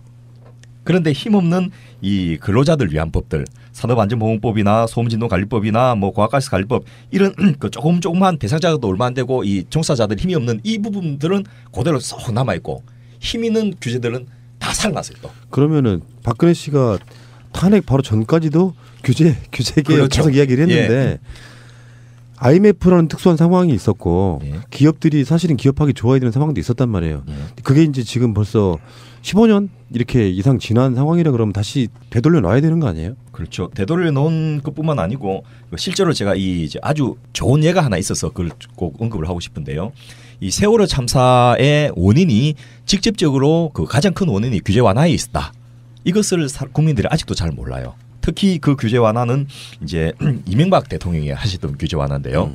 그 예를 들면 1999년도에 선박 군함 및 해제를 위한 100톤 미만의 소형 선박의 자격증 구비 의무를 이제 그 김대중 정부 때 규제 완화를 시킨 거예요. 또 그 2006년도에는 순환 구조 허가제를 신고제로 변화시킨 거. 이런 것들이 다 이제 그 이번에 세월호 참사를 만드는 원인이 되는데 가장 결정적으로 문제됐던 것은 해안 연안 운행 그 여객 선박에 대해서 내구 연한을 설령이 마감되고 난 다음에 수리해가지고 일본 같은 경우에도 10년만 더 쓸 수 있도록 해놨는데 우리나라도 이제 그렇게 돼 있고 일본은 일단 내구 수리 연한이 지나면 수리해도 못 쓰게 돼 있습니다. 근데 우리나라에 일본에서 그 버린 배를 그 사들고 와서 고치면서 그 전에는 10년 동안 쓸 수 있었는데 이걸 20년 동안 쓰게 해준 거예요. 그러다 보니까 이 세월호가 침몰하게 되는 이런 일들이 벌어졌고 또 그 순환구조법 같은 데 보면 구조된 사람에 대한 비용은 구조된 사람이 부담한다. 이 소위 말해서 국가가 해야 될 역할을 민간 위탁을 시켜버리는 이런 것들로 그 안구하고 사람을 꺼지든지 시체를 꺼지든지 비용은 똑같이 보상을 주거든요. 그러니까 뭐 저 이따가 구제라 이런 일들이 벌어지고 규제 개혁 완화가 결국 우리 목숨을 좌우하고 뺏어가는 이런 정도까지 와 있음에도 불구하고 아직도 박근혜 대통령은 그 탄핵되기 직전까지 이 규제 완화 뭐 길로틴 규제 또 규제와의 전쟁, 규제 총량편까지 물에 빠뜨려 갖고 몇 개만 끈지내자 뭐 이런 정도의 그 과격한 말을 써가면서 이 기업들에 충성을 해오셨던 거죠. 근데 이거는 진짜 우리도 많이 다뤘던 주제이기 때문에 예. 규제 완화란 말에 그 사람들이 속아 넘어가는 그 부분이 있잖아요. 예. 사실은 그 앞에 괄호 열고가 있죠. 기업들을 위한. 그렇죠. 그것 때문에 그 노동자들 같은 경우는 거기 그 빚에 가려가지고 더 처참한 지경에 내몰리게 되는 바로 그런 지점 같고요. 그 규제가 여러 가지 종류가 있는데 그 중에 이제 정말 그 불필요한 규제야 이제 그 철폐를 해야 되겠지만 그 사람들을 위한 안전이라든지 건강이라든지 생명이라든지 환경이라든지 이런 것과 관련된 사회적인 규제는 전 세계적으로도 사회적인 규제는 오히려 강화하는 이런 추세이고 그런 것들이 실제로 사람들이 사는데 정말 꼭 필요한 그런 것들이거든요. 작년에 잘 아시는 것처럼 우리 구의역에서 스크린도어 사건으로 19살 청년이 사망하는 그런 일이 발생을 했잖아요. 그런 것들이 바로 그런 그 업무를 이렇게 민영화를 시키면서 위탁을 주면서 발생했던 그런 것이기 때문에 그런 규제 완화로 인해서 이렇게 생명이 안타깝게 사망을 하는 이런 일들이 발생을 하고 있는 것이죠. 아까 교수님 말씀하실 때 우리나라 산업안전보건법에 따르면 전담보건관리자를 의무적으로 고용해야 되는 기업이 300인 이상을 상시 고용하는 사업장이라고 그랬죠. 네. 300인 이상이 고용하는 상시 사업장은 지금 비교적 규모가 큰 사업장이잖아요. 그렇죠. 여기에는 지금 보건관리자가 상근을 하고 있는 거죠. 네. 근데 아까 또 말씀하실 때 무슨 규제 완화 무슨 특별법 거기에 따라 가지고 또 없을 수도 있다고 아까 말씀하신 것 같아서 그게 무슨 소리인지 잘 몰라가지고. 그러니까 300인 이상 되는 사업장은 전담자로 보건관리자를 두도록 고용노동부의 법에는 정해져 있는데 네. 예, 기업활동 규제 완화에 관한 특별조치법이 특별법이기 때문에 고용노동부에서 정한 법보다 특별법이라서 그 법에서는 네. 300인 이상 되어도 그걸 두지 않고 외부기관에 위탁을 해도 되는 거죠. 실제 지금 그러고 있습니까? 실제로 그런 경우가 많아서 300인 이상 대규모 사업장인데도 에서도 그렇죠. 직접 고용을 안 하고 네. 보건관리자를 고용 안 하고 외부 위탁하는 경우가 지금도 많이 있다는 지금도 이야기죠. 있는 거죠. 그래서 이제 이게 외부 문제네. 50인부터 보건관리자를 두어야 되는 그런 사업장인데 300인 이상의 몇 %가 되는지는 정확하게 숫자가 나와 있지는 않지만 또 위탁하는 비율이 실제로 전담자를 두는 비율은 24%고 위탁하는 비율은 76%이니까 4분의 3이 위탁이군요. 그럼요. 네. 네. 그게 기업 활동 규제 완화에 관한 특별조치법 이거 맞죠? 네. 이거 언제 생겼습니까? 그 법은 1993년에 생겼고요. 1993년이죠. 아니 그러니까 우리 이상구 위원장이 약간 말 잘못한 것 같아서 내가 자꾸 이거 파고 들어가는 거예요. 이게 굉장히 중요한 겁니다. 이 1993년이면 무슨 정부 때지? 김영삼 정부 때죠. 바로 그겁니다. 네. 제가 기억이 납니다. 이 YS가요. 이것뿐만이 아니고 신자유주의를 배워와가지고 처음에 얼마나 이게 모든 분야의 규제를 완화했습니까? 그 기억나시는가 모르겠다고 농산물 개방하는 그 우루과이 라운드 그때 YS 때 기억나시죠? 농민들 막 길거리 나와가지고 고속도로 점거하고 막 그런 거 기억나시죠? 법이 1993년에 생겼고 또 안전보건에 대한 규제가 대폭적으로 강화된 게 1997년에 이제 더 강화가 됐고요. 그러니까 법 자체는 그때부터 시작을 해가지고 그 이후에 계속 강화가 되어 왔는데 20년이 넘은 법이죠. 그런데 그 법 중에 굉장히 많은 조항들이 이제 중간중간에 이 삭제가 돼서 다시 복원이 되었는데 이 안전 보건에 대한 그 조항은 아직도 살아 있어서 여전히 그런 규제가 있는 거죠. 예, 제가 그 국민의 정부를 언급하는 이유는 그 이전에 법은 만들어져 있지만은 그렇게까지 심하게 그 현장에까지 영향을 끼치지 않았는데 이 IMF 이후로 그 참여정부, 국민의 정부에서는 규제개혁 특별위원회를 만들어갖고 상설 조직으로 이 모든 규제에 대해서 심사를 해가지고 완화를 시작하기 때문에 현장에까지 영향을 결정을 미친 거는 그때부터라는 이런 이야기입니다. 그렇습니까? 네. 네. 그러니까 이 규제 완화 특별조치법이 만들어진 거는 김영삼 대통령 때 만들어졌죠. 네. 신자유주의 추세를 막 받아들여 가지고 그렇죠. 산업안전 분야뿐만 아니라 보건의료라든지 환경, 그다음에 영양사 그때 왜 조리사들 대규모 사업장 고용하는 것도 그때 많이 해고하도록 하고 그랬지 않습니까? 그런 걸 했는데 이제 이게 국민의 정부 때부터 이게 실효적으로 많이 발효가 됐다 이런 뜻입니까? 네. 실제로 그 다음에 영양사는 다른 법에 의해서 또 100인 이상 되는 사업장에 두도록 또 살아났어요. 네. 근데 아직도 그 보건관리자들 또 영양관리도 굉장히 중요하지만 종합적으로 건강관리라고 산재와 직업병을 예방하는 그런 보건관리자 역할이 굉장히 중요한데 아직 보건관리자는 그런 그 외부 기관에 위탁하는 그런 제도가 여전히 있는 것이죠.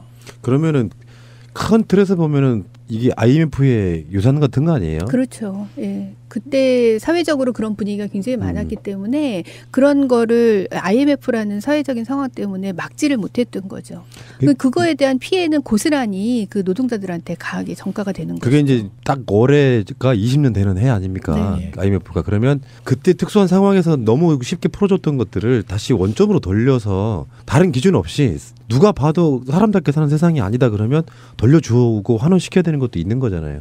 그리고 그때와는 상황이 달라진데요. 제가 노동자의 건강을 위해서나 국민의 안전을 위해서뿐만 아니고 기업주들을 위해서 이게 필요하다 이 이야기를 잠깐 해보겠습니다. 다른 입장에서. 그렇죠. 예.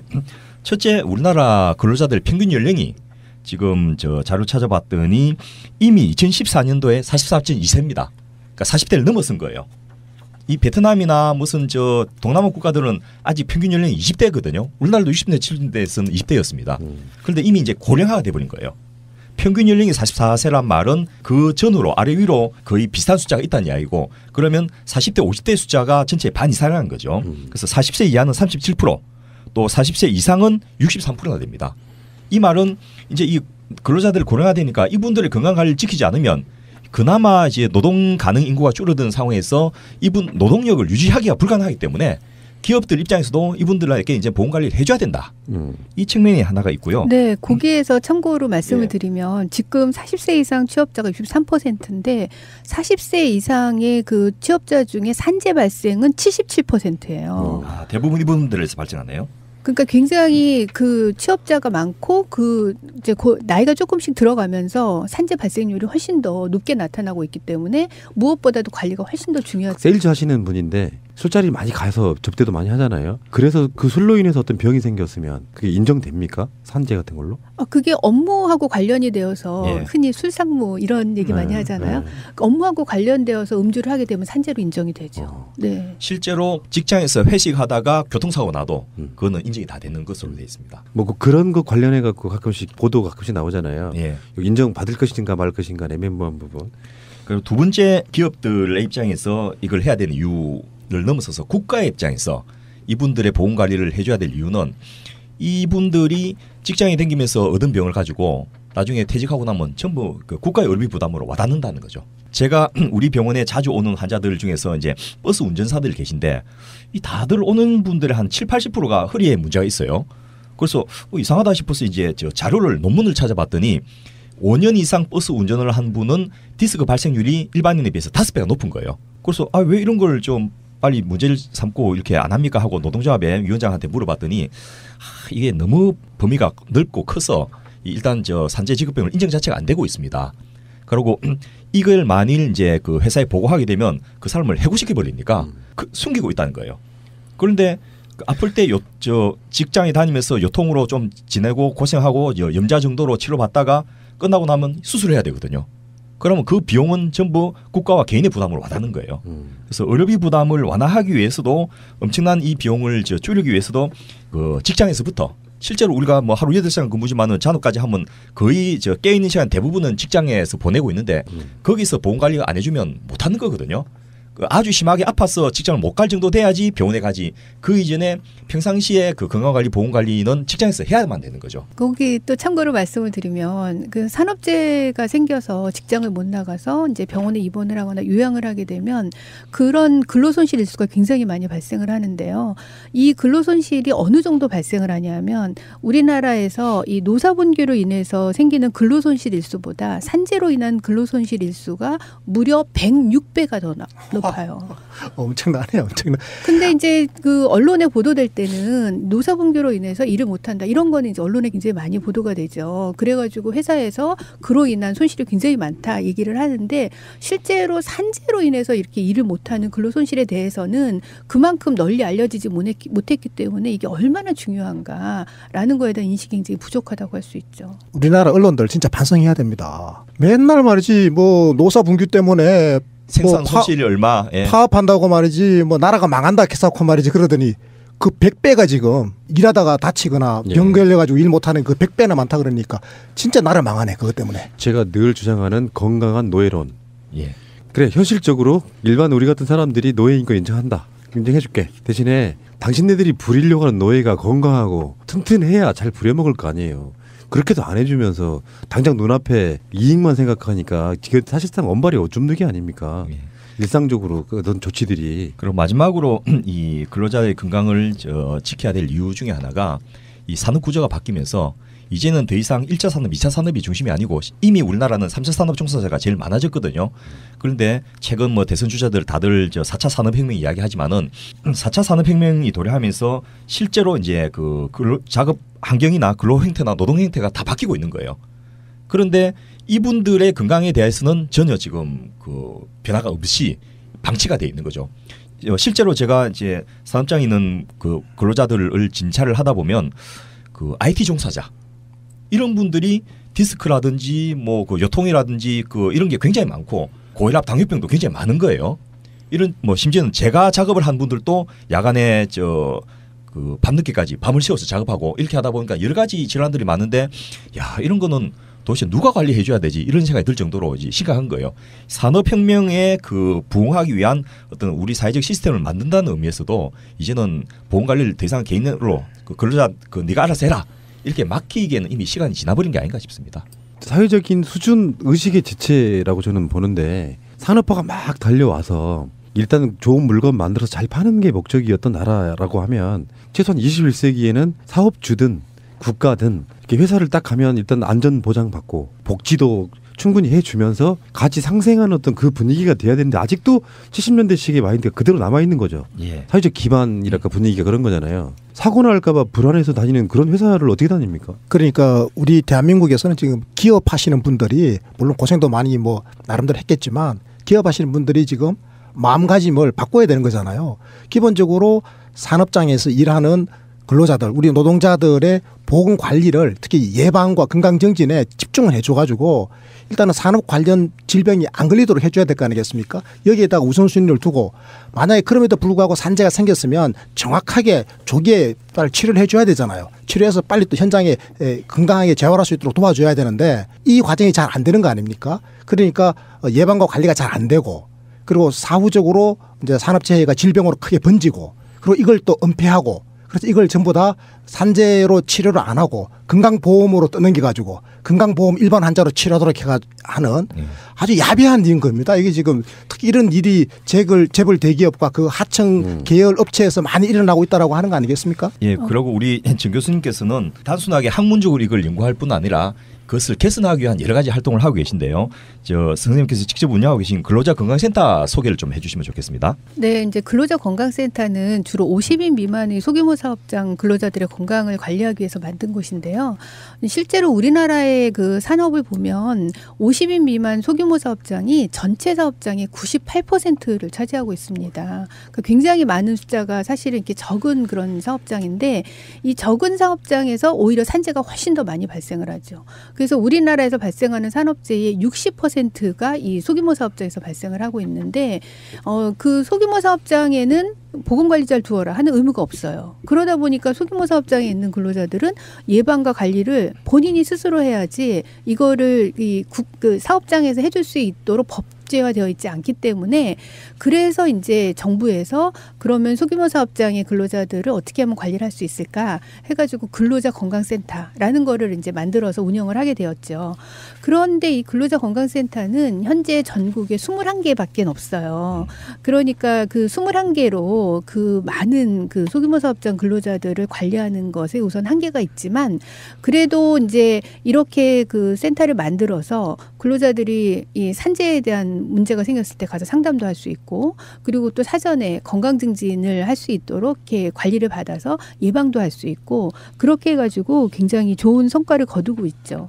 실제로 제가 운영하고 있는 그 부천 근로자 건강센터 같은 경우는 처음에 이상구 선생님이 거기에 그 아파트형 공장 시범 사업을 운영을 해서 굉장히 좋은 성과가 있었는데 그 이후에 그거를 통해서 이제 저희가 부천 근로자 건강센터가 2013년에 만들어졌는데 만들어진 이후로 소규모 사업장 근로자들의 그 산재 또 직업병 이런 것들이 굉장히 많이 감소가 되어서 아주 좋은 성과를 거두어서 센터가 만들어진 2013년을 기준으로 해서 50인 미만의 소규모 사업장의 부천의 업무상 질병이 50%가 감소되는 그런 효과가 전후로 네, 실제로 나타났습니다. 안 하시는 게 뭐예요?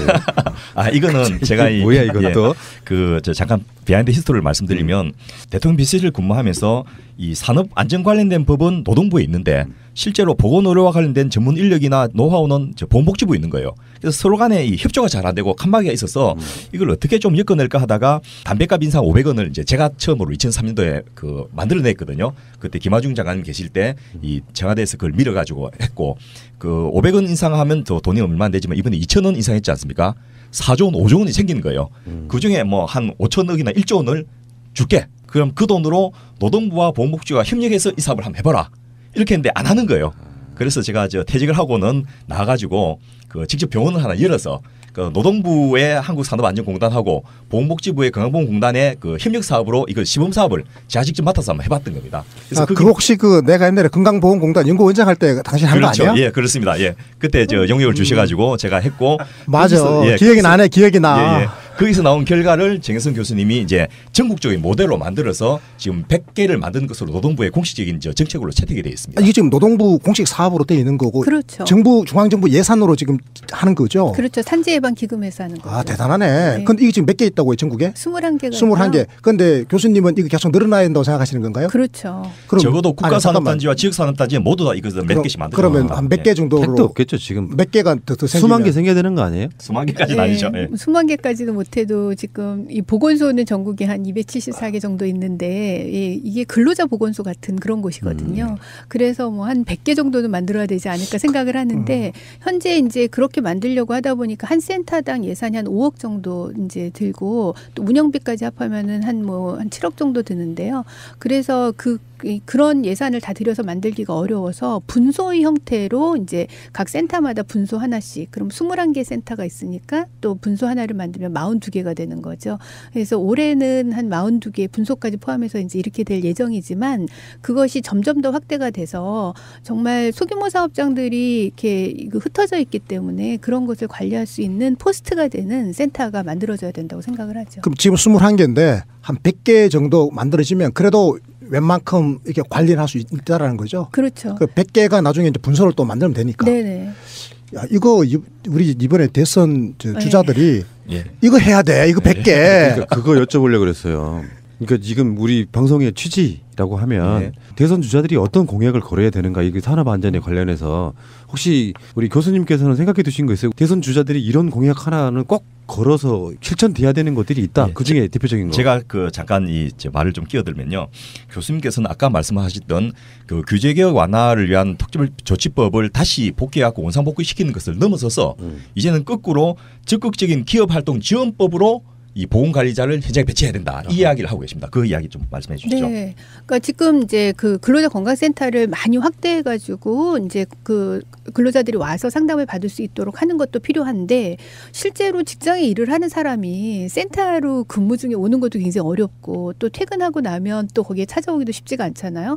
그렇기 때문에 사실은 찾아가는 서비스를 또 진행을 하는 것이 동시에 병행이 돼야 되거든요. 근데 찾아가는 서비스를 하려면 이제 전국 외국의 그 보건관리자들 같은 그런 그 사람들을 큰 회사에는 자체적으로 보건관리자를 두어서 관리를 하지만 작은 회사는 회사에서 보건관리자를 둘 수가 없으니까 그거를 정부에서 예를 들면 안전보건공단이든 아니면 별도의 어떤 그런 조직을 만들든 해가지고 한 6천 명 정도 되는 그런 그 보건관리자를 채용을 해서 그 사람이 전국 현장을 곳곳을 다니면서 소규모 사업장 근로자들을 관리해 줄 수 있도록 한다면 그러면 이제 산재나 직업병을 예방하는데 아주 큰 역할을 할 수가 있죠.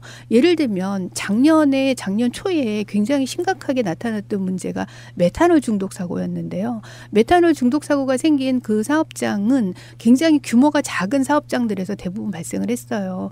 그게 그 삼성이나 LG에 들어가는 핸드폰의 부품을 만드는 그런 그 사업이었는데 거기에 근무하던 근로자들이 어느 날 갑자기 눈이 이렇게 잘 안 보이고 침침해지고 이런 현상이 생겨서 병원을 가봤더니 메탄올 중독이었죠. 메탄올 중독의 증상이 바로 시력을 상실하는.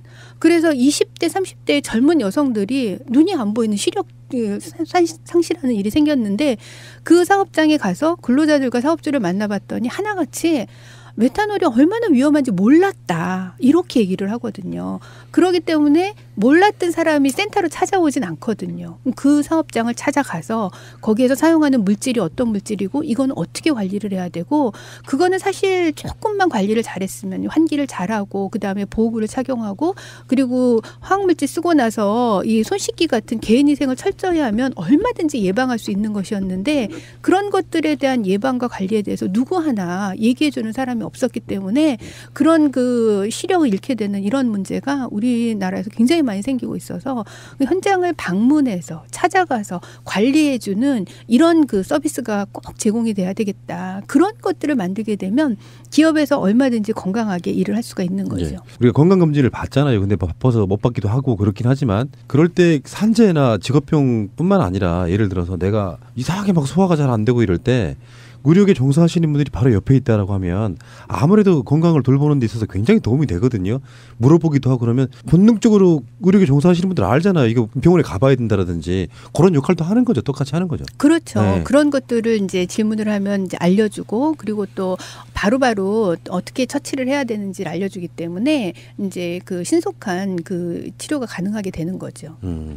그리고 이제 최근에 이제 이미 비슷한 부분이 공약으로 나오기 시작했는데요. 최근에 민주당의 대선 주자 한 분이 이 공공부문에서의 사회적 일자리 창출 사업의 하나로서 이 노동경찰 1만 명을 만들겠다 이런 저 공약을 했지 않습니까? 이 소위 말해서 지금 1,300명밖에 안 되는 근로감독관을 10,000명 수준으로 늘려가지고 임금 체불라든지 이 노동 착취 같은 것들을 그 감독하겠다라는 것인데 물론 이제 저희도 그 정책이 굉장히 동의하는데 그 노동경찰이 감시 감독하는 것뿐만 아니고 적극적으로 근로자 지원하고 사업주들이 사업을 원활하게 할 수 있도록 도와주는 이런 여러 가지 역할을 할 수 있지만은 그와 동시에 방금 교수님께서 말씀하셨듯이 산업안전보건관리자를 한 6,000명 정도를 이 배치를 해서 특히 그분들이 지금은 기업에 소속되든지 외부 위탁으로 하고 있으니까 이 소위 말해서 말발이 없는 거예요. 그런데 이 안전보건공단 같은 이제 공공기관에 소속으로 돼 있으면 중경찰권을 가질 수 있는 거죠. 그래서 뭐 아주 개선이 안 되면 그 자급중지 명예권 정도를 그 행사할 수 있을 정도로 해주면 그분들이 하신 역할이 아까 교수님께서 말씀하셨지만 그 산업장을 순회하면서 작업장의 환경 관리를 한다든지 근로자의 건강을 상담한다든지 또 그 안 좋은 부분은 치료를 할 수 있도록 연결해 준다든지 이런 역할도 하지만은 최근에 뭐 그 구미의 불산 유출 사건 이런 게 있지 않습니까? 그 문제가 될 소지가 발견되면 그 부분을 중지시킬 수 있는 거예요. 그러면 거기 현장에 근로하는 근로자뿐만 아니고 그 인근의 지역 주민들까지 그 혜택이 같이 올 수 있도록 하는 거죠. 그럼 보건경찰. 그렇죠. 다른 개념으로 보면 이런 중요성에 대해서는 전혀 생각을 한 번도 해본 적이 없는데요. 굉장히 중요한 일이네요. 이야기를 듣고 보니까.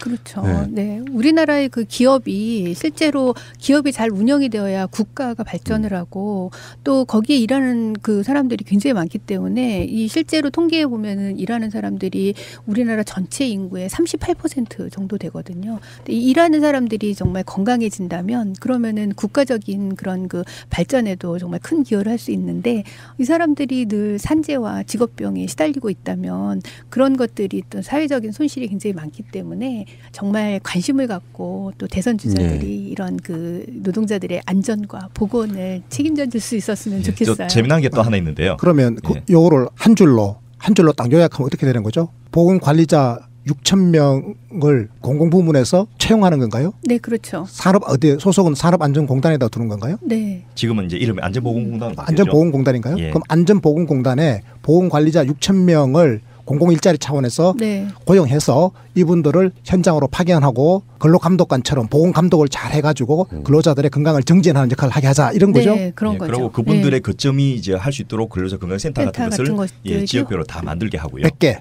네. 100개. 예, 그래서 이 교수님께서 또 아주 디테일하게 보건관리자를 고용하면 과연 얼마만큼 편익이 있는지를 딱 연구를 하셨어요. 그래서 그분들의 인건비 대비 직접적인 편익만, 간접적인 편익을 빼고 직접적인 편익만 해도 1.79배, 적어도 2배 정도의 그 남는 작사다. 이런 걸 연구를 하셨어요. 제가 이 방송 시작하면서요. 복지 그러니까 우리 이제 개념이 뭐 기본소득 기반으로 해가지고 수당만 생각했는데 이런 게 진짜 복지네요. 정권이 5년 단위로 바뀔 때 저 정권이 들어서서 지금 물론 이명박근혜는 역진했다고 그러지만 정권이 바뀌면서 뭔가 조금 한 단계라도 나아지는 게 있어야 되잖아요. 그렇죠. 산업 현장에 가도. 근데 이런 것들이 실질적으로 좋아지면 아 정권이 바뀌어서 세상이 좋아지고 있구나라고 느끼게 해줘야 되고 제가 말씀드린 것처럼 건강한 노예론 부려먹으려면 좀 건강하게 부려먹어야죠. 제 가까운 사람 중에 한 사람이 고등학교 때 아버지 공장에 가서 일을 돕다가 손가락 하나가 잘렸어요. 만약에 지금처럼 어느 정도 이렇게 우리가 이런 정도 토론할 수 있을 정도 분위기였다라고 하면 그 손가락이 없는 채로 평생을 살진 않았을 것 같거든요. 네. 근데 벌 때마다 그게 안타깝더라고요. 근데 이것도 사실 알고 보면 국가의 책임이 반은 있다고 생각하는 거죠. 예. 그리고 일단 저 비용 면에서요. 잘려져서 그나마 저 황금 피리어드 안에 그 골든 피리어드 안에 갖고 오면 저 붙여주는 그는 가능한데 이게 돈이 많이 들거든요. 안 잘리게 하는 게 굉장히 쌉니다. 그러니까요. 예. 그래서 저는 이 말을 꼭 하고 넘어가고 싶은데요. 이 박근혜 이명박의 그 적폐철 청산을 하는 것이 단순하게 이전에 했던 그 규제 개혁을 완화를 다시 정상시키는 것을 넘어서서 이제는 적어도 근로자의 안전은 국가가 좀 책임지도록 하는 그런 시스템은 이제 갖춰야 되고 돈 써야죠. 여기 돈 아꼈다가 어디 쓰겠습니까? 결론적으로 이제 필요한 규제를 하는 거는 결과적으로 돈 버는 거네. 그러니까 노동자는 자기들이 부려먹는 노예이기도 하지만 소비자이기도 하잖아요. 그럼요. 그런 사람들이 없다면 존재하지 못할 부자들이나 사업주들 아니겠습니까? 밥 한 끼 비싼 걸 안 먹는 한이 있더라도 우리 사업장에는 보건관리자 한 명 채용하겠다는 그런 마인드. 그리고 진짜 자기 회사의 직원이 다치거나 위험 환경에 놓여 있으면 발벗고 나서서 그것을 개선해주는 마인드 이런 게 있어야 되는 거죠. 그래서 정권 교체 여부를 판단하는 또 하나의 기준, 산업보건안전관리자를 그 의무 고용해가지고 국가가 전체 근로자의 건강을 지켜줄 수 있느냐 마느냐 이것이 하나의 기준이 될 것이다. 이렇게 제가 말씀드리고 싶습니다. 그러니까 300명 이상을 고용하는 대형 사업장은 지금 이제 보건관리자를 고용하고 있지 않습니까? 그렇죠. 지금 고용하고 하는데 문제는 그거보다 작은 규모가 문제잖아요. 그것을 적극적으로 잘 관리하기 위해서 지금 6천 명을 공공부문에 고용하자. 네. 이거죠. 그럼 이게 근로자들의 건강권도 지켜주고 그리고 산업장에서의 생산성도 높여주고 그리고 이제 국가 입장에서는 또 공공부문에 좋은 일자리도 만들어주고 그렇죠. 이렇게 아주 여러 가지 효과가 있는 거 아니겠습니까? 자, 요거 한 개 하고 그다음에 또 두 번째 공약이 뭐였죠? 근로자 건강센터 지금 21개인데 네. 요걸 100개로 확충하자. 공약 두 개 나왔습니다. 또 하나 더 뭐가 있을까요? 300인 이상 되는 사업장의 기업활동 규제 완화를 꼭 해결을 해서 300인 이상 되는 사업장은 이제 보건관리자 반드시. 전담자로 두고 반드시 전담자를 둔다. 그렇죠. 그 규제 완화에 이 보건관리자 인원을 2명 이상 이렇게 두게 되어 있는 것도 1명만 두도록 되어 있거든요. 근데 그걸 법 원래 그대로 이제 적정한 인원의 보건관리자를 전담자로 두도록 그렇게 하는 거죠. 예, 이미 한정희 의원이 그 개정 법률안을 발의해 놓고 있기 때문에 이거는 뭐 다음 정부까지 갈 거 없이 이번 2월달이나 3월달 안에 끝내버리면 좋겠어요. 지금 하지. 지금이 그럼요. 진짜 좋은 때인데. 그런데 지금 현재 국회가요 탄핵 발의를 통과시켜 놓고 한 건도 법안 통과가 된 게 없거든요. 대부분 다 이제 새누리당이 어긋장 협조 안 해주는 거. 그렇다고 그때마다 지금 국회의장이 직권상정할 수 있는 문제는 아니고 그래서 또 그게 법으로 올라가면 그걸 결재해주는 결재권자가 황교안. 그 상태이기 때문에 굉장히 많은 것들을 요구하시는데 이 방송하면서요 비로소 한 번 더 느끼는 건데 평상시 전혀 대해보지 못한 새로운 직업이었어요 저한테는. 아 이런 일 하시는 분들이 있겠지. 네. 너무 막연하게 없겠지가 아니라 있겠지지만 실제로 그런 분들을 뵈니까 굉장히 신기하네요. 그리고 이미 그 관련된 전문 인력이 한국산업간호협회에 수천 명이 지금 양성돼 있거든요. 그러니까요. 몇 명이죠 협회에 지금 저희 소속돼 협회 있는 분이? 회원은 지금 한 5,000개 사업장에서 5,000명 정도가 이제 회장님이시죠? 회원으로 되어 있고요. 예. 네, 제가 회장. 자, 5천 명의 회장님이시니까 그 회원들에게 예. 이 유익한 방송 새가 날아든다. 반드시 알려주십시오. 예, 옆에 감식도 다 듣도록 해야 된다. 예. 아이고 기분 좋아. 부모님께 깔아드리세요. 부모님께. 좋아요 눌러주세요. 아 근데 실제로 팟캐스트가 정치 이야기의 난무잖아요. 예. 복지 이야기하면 사실상 전에도 말씀드리지만 많이 안 듣는 건 사실이지만 저는 자부심이 하나 있어요. 항상 들어오는 피드백은 그 방송 참 좋아. 우리 일상에서 뭐 문재인, 이재명, 안희정, 박근혜 뭐 황교안 이야기 하는 거 말고 진짜로 해야 될 일이 따로 있단 말이에요. 그래서 항상 늘상 조금만 더 재미가 있으면 어쩔까. 나는 그 기대는 안 해요. 왜냐하면 살아온 어떤 세월을 어떻게 오늘 갑자기 바꿔요. 아무리 유머를 던져도 다큐멘터리를 받으시는 우리 공동 대표님이 있으나 바뀔 수는 없지만 그래도요. 이게 사람이 꼭 재미만 갖고 살 수 있는 건 아니고 내 피와 살이 되는 것. 저희 어머니가 야구 시합을 보면은 꼭 했던 말이 떡이 나오냐 밥이 나오냐 이런 방식이었는데 실제로 이 방송 들으면 떡이 나오고 밥이 나와요. 예. 그래서 많은 분들이 좀 소문 좀 내주시고요. 실제로 이렇게 바뀌어야죠. 이렇게. 그렇죠. 막연하게 정권 교체하는 게 중요한 게 아니라 제가 알고 있기에 대선 주자 한 서너 분이 경청에서 듣고 계시다고 예. 주무실 때 공약 개발하려고. 저 이제 마지막 멘트 한번 이제 하시고 마무리해야 되니까 우리 궁금하면 정 교수님한테 물어보면 됩니다. 예. 그러니까 우리가 태어나서 이제 힘들게 공부를 하고 우리나라가 얼마나 교육에 대해서 관심이 많아요. 그런데 그렇게 교육을 받고 좋은 학교 가려고 하는 목표가 좋은 곳에 취직을 해서 또 좋은 그런 직장을 가지려고 하는 거잖아요. 안전하고 건강하게. 그런데 그 예. 좋은 직장 그런 곳이 건강하고 안전하지 못하다면 그래서 거기에서 내가 산재를 입고 직업병을 당한다면 그런 모든 것들을 잃게 되는 것이거든요. 그렇기 때문에 정말 안전하고 건강한 이런 직장을 만드는 것 그것이 바로 우리 정말 미래를 가져가는 진정한 그 희망 바람이 아닐까라고 생각합니다. 좋은 말씀 감사드리고요. 굉장히 소중한 시간이었다 말씀드리고 싶습니다. 나와주셔서 감사드리고요. 감사합니다. 예. 고맙습니다. 고맙습니다. 건설업을 발주할 때 이 산재가 얼마나 발생을 했느냐가 그 하청을 주는 기준에 포함이 되어 있어요. 그러다 보니까 그게 산재를 예방하기 위한 목적인데 사실은 이제 산재를 은폐하는 이런 수단으로도 사용되어질 수 있어서 굉장히 좀 어려운 문제가 있고 가능하면 이제 그런 것들을 줄이고 산재를 줄이고 또 발생하지 않도록 하는 것이 굉장히 중요하다고 할 수가 있죠. 궁금한 게요. 법적으로 분명히 있긴 있을 거예요. 우리가 그런 말을 한 적이 있거든요. 근로기준법이 잘못되어 있는 나라는 아니다. 꽤 잘 만들어졌는데 법대로 잘 안 하니까 문제다. 아까 말씀드린 정확한 용어가 될지 모르겠는데 보건관리자, 어떤 사업장 내에서 위험 요소를 줄여주고 다치면 뭐도 하고 이런 그 보건관리자라는 개념이 있는 거잖아요. 그게 어떤 법적으로 규정이 돼 있는 게 있습니까? 우리나라의 산업안전보건법에 그 어떻게 규정되는지 그 이야기를 좀 해주시면 좋겠습니다. 네, 산업안전보건법에는 그런 그 사고를 예방하기 위해서 시설이나 장비 이런 것들을 관리하는 안전관리자가 있고요. 그리고 또 그런 환자가 생기면은 신속하게 응급처치를 하고 또 질병이 발생하지 않도록 예방을 하는 보건관리자가 있습니다. 산업안전보건법에 그렇게 보건관리자를 두도록 그렇게 되어 있는데 이제 보건관리자를 모든 사업장에 다 두는 것은 아니고 규모가 큰 사업장에만 두게 되어 있습니다. 규모가 작은 사업장까지 보건관리자를 두라고 하면 아무래도 비용 부담이 있으니까 그런 그 규모가 큰 사업장에 보건관리자를 두어서 산재가 생겨서 이 보상을 받고 치료를 하는 것도 굉장히 중요하지만 더 중요한 거는 예방을 할 수 있도록 하는 것이잖아요. 그렇죠. 그래서 회사 차원에서 예방을 할 수 있고 또 응급 상황이 발생했을 때 빨리 신속하게 조치를 한다면 그러면 더 심한 질병들을 생기지 않게 하고 합병증을 예방할 수 있기 때문에 그런 측면에서 보건관리자를 두도록 그렇게 되어 있죠.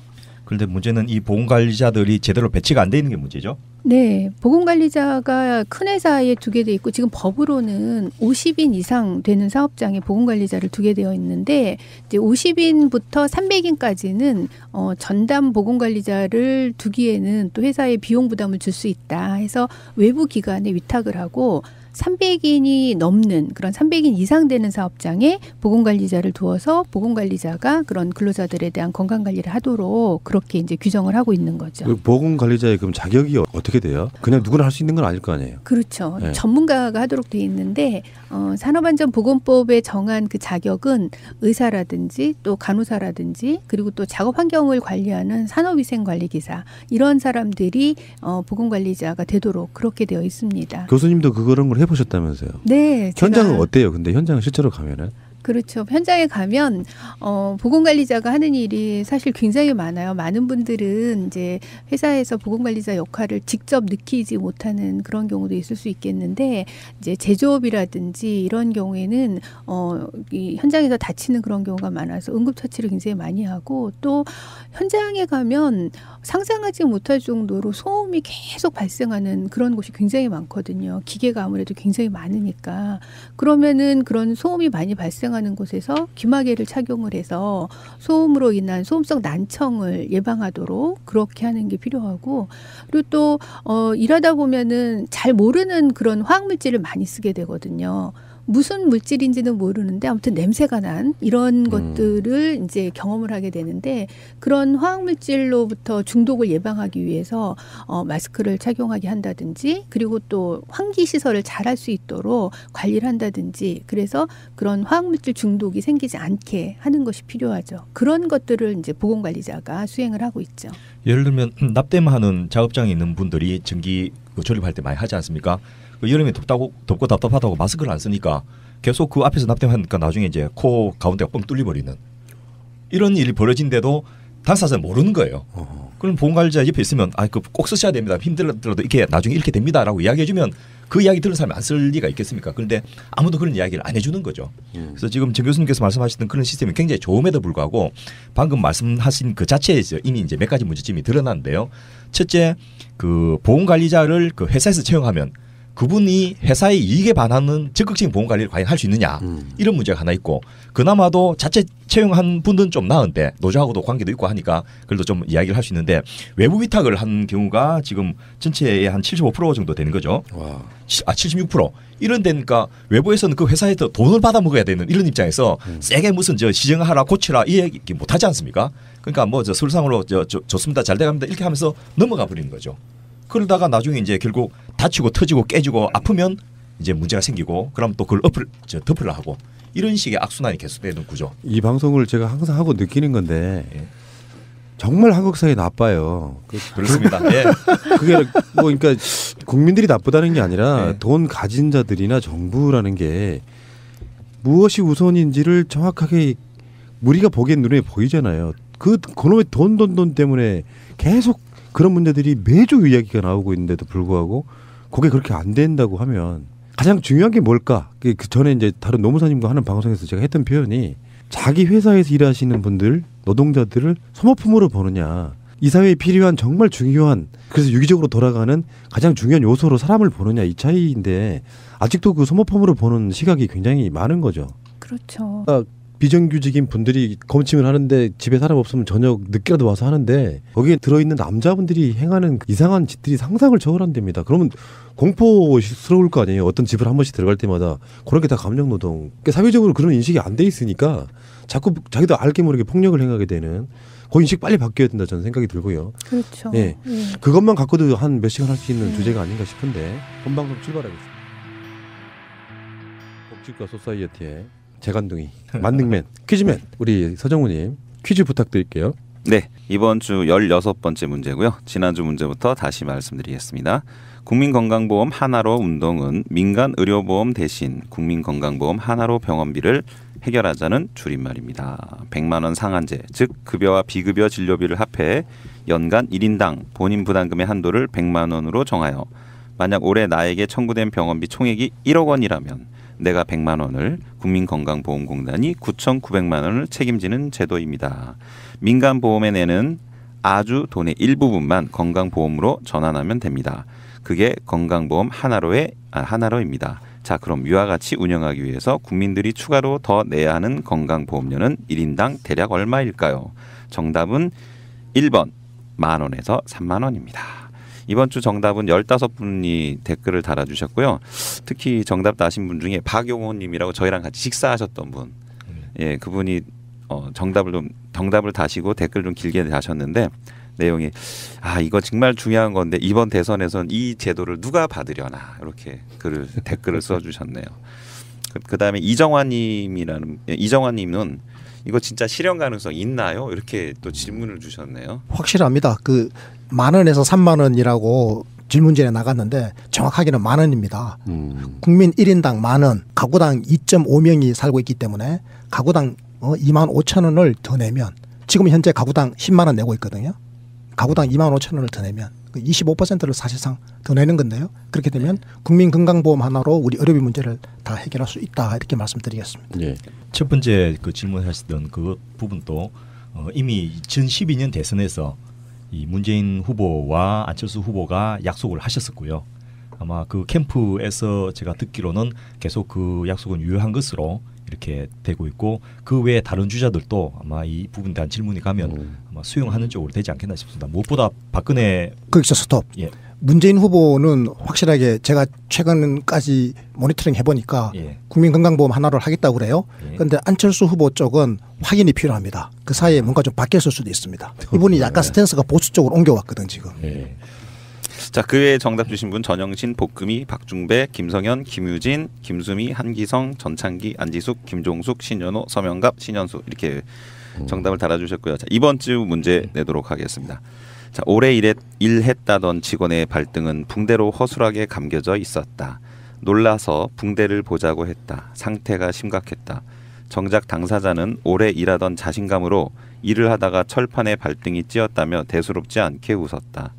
병원으로 가서 빨리 치료를 받도록 도와주었다. 병원에서는 빨리 치료받지 않아 이미 괴사된 상태라고 했다.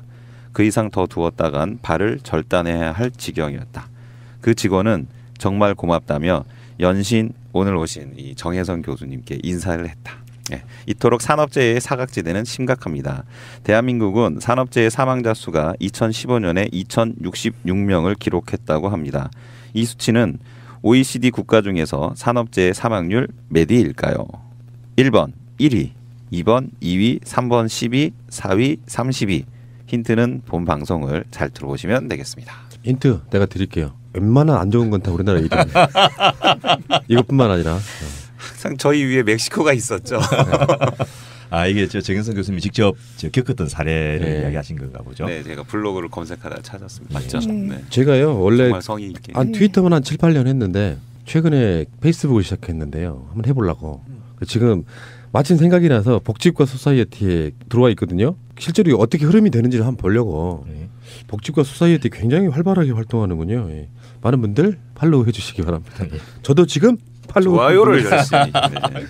오늘의 이야기는 안전한 직장, 건강한 직장 막연하기는 해요. 어쩜 너무 당연한 건데도 불구하고 당연한 것들에 대한 경각심이 별로 없는 것 같고 막상 사고를 당하거나 다쳐보신 분들만 느끼는 걸 수도 있어요. 근데 사업주 입장에서 사용자 입장에서는 그 심각성을 잘 모르고 또 거기에 대해서 처벌도 되게 미약한 편이잖아요. 기업 위주의 국가다 보니까 그런 이야기들을 한번 해보겠습니다. 그렇지 않아도 최근에 그 동탄에서 메타폴리스 예. 거기서 화재 사고 나서 지금 사망자분도 꽤 계시고 그런 거죠. 그렇죠. 지금 4명이 숨지고 40여 명이 그 부상을 당한 그런 큰 사고가 났습니다. 그것 말고도 최근에 무슨 그 어떤 그런 사고들로 인해서 뭐 구의역 스크린도어라든지 노량진 배수지라든지 등등해서 가끔씩 대형 사고 나고 세월호 사건 이후에도 계속 일어나고 있는 거고요. 안전사회 건설을 위한 경각심이 많이 떨어진 게 아닌가. 오히려 그런 사건들은 끊임없이 일어나고 있지 않습니까? 우리나라의 그 산업재해 현황을 살펴보면 1년에 한 9만 명 정도가 산재로 인정을 받고 있어요. 사실 인정을 받지 않은 그런 사람까지 합치면 더 많겠지만 그래도 그 9만 명이라는 수치는 하루에 한 5분에 한 명씩 심하고 이런 것도 있지만 감정이 심하게 상처를 받는 것도 일종의 산재로 봐야 되는 사회적 흐름이 있는 거죠. 그렇죠. 최근에 산업재해 보상보험법이 바뀌어서요. 예전에는 감정노동으로 인해서 우울증이 생겨도 그거를 보상받기 굉장히 어려웠어요. 그게 업무로 인해서 생겼다는 거를 증명하기가 굉장히 어려웠었기 때문에 그런데 이제 그 법이 바뀌면서 이제는 감정노동으로 인해서 그런 그 우울증이라든지 정신건강 문제가 발생을 하면 산재로 인정될 수 있도록 법이 바뀌었기 때문에 그런 그 감정노동이 산재로 되어질 수 있는 가능성이 굉장히 높아졌다고 할 수가 있죠.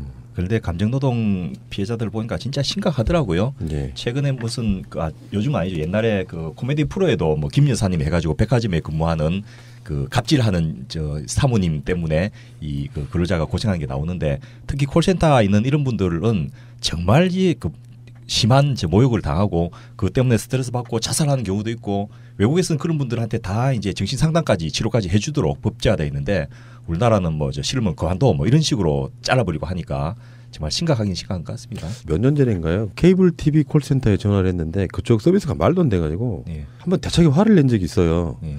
근데 조치해가지고 전화해서 다시 알려주겠다라고 하는데 생각해보니까 너무 미안한 거예요. 그분들이 사실상 죄를 짓는 상황이 아니거든요. 그러면 예. 그 매개체의 역할만 하고 있는 건데 사과했던 기억이 나요. 너무 심했다. 제 입장에서 생각해보면. 근데 이런 것도 있어요. 자기 본인들은 콜센터에 상담사 하시는 분들이 욕을 먹게끔 상황을 만들어 놓고 예. 고치지 않고 욕은 그분들이 다 먹게 만드는 그 시스템도 고쳐야 되는 거잖아요. 그렇습니다. 특히 이게 하청과 관련돼서 이 본사가 하청, 지하청을 주면서 그 서비스나 콜센터 부분을 다 외부 용역을 하다 보니까 이제 본사나 제1하청에서 잘못한 일을 이 콜센터 쪽에서 욕을 들어야 되는 이런 식으로 돼서 제가 보는 환자들 중에서도 그것 때문에 위궤양이 생겨 온 분도 있고요.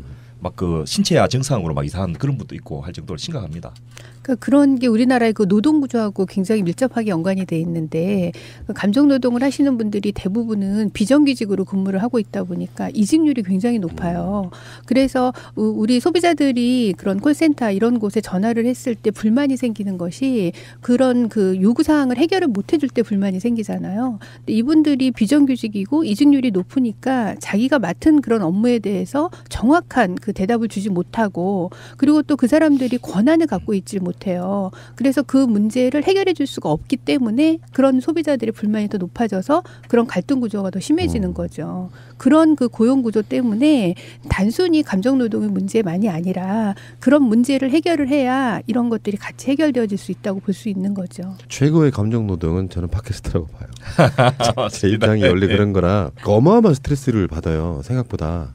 악플에 시달리죠. 그 스트레스에 나는 A라고 말을 했는데 듣는 사람들에 따라서는 B, C가 나오거든요. 내가 하고자 하는 진여와 다르게 악플은 막 번져가서 한 말은 A로 시작했는데 결론은 Z로 나 있는 경우도 많고요. 그거를 다 댓글로 달아서 오해를 풀 수도 없고. 그러니까 삭히면서 계속 가는 거예요. 제가 봤을 때 팟캐스트 한 이제 4년째 하고 있는데 정말 평생에서 가장 늙어가는 그런 느낌. 그런 측면도 있습니다. 제가 궁금한 게 생겼는데요. 그 아까 감정 노동자들이 우울증에 걸린다고 그랬지 않습니까? 네. 그러면 그거는 직업병으로 간주됩니까? 산업재해로 간주됩니까?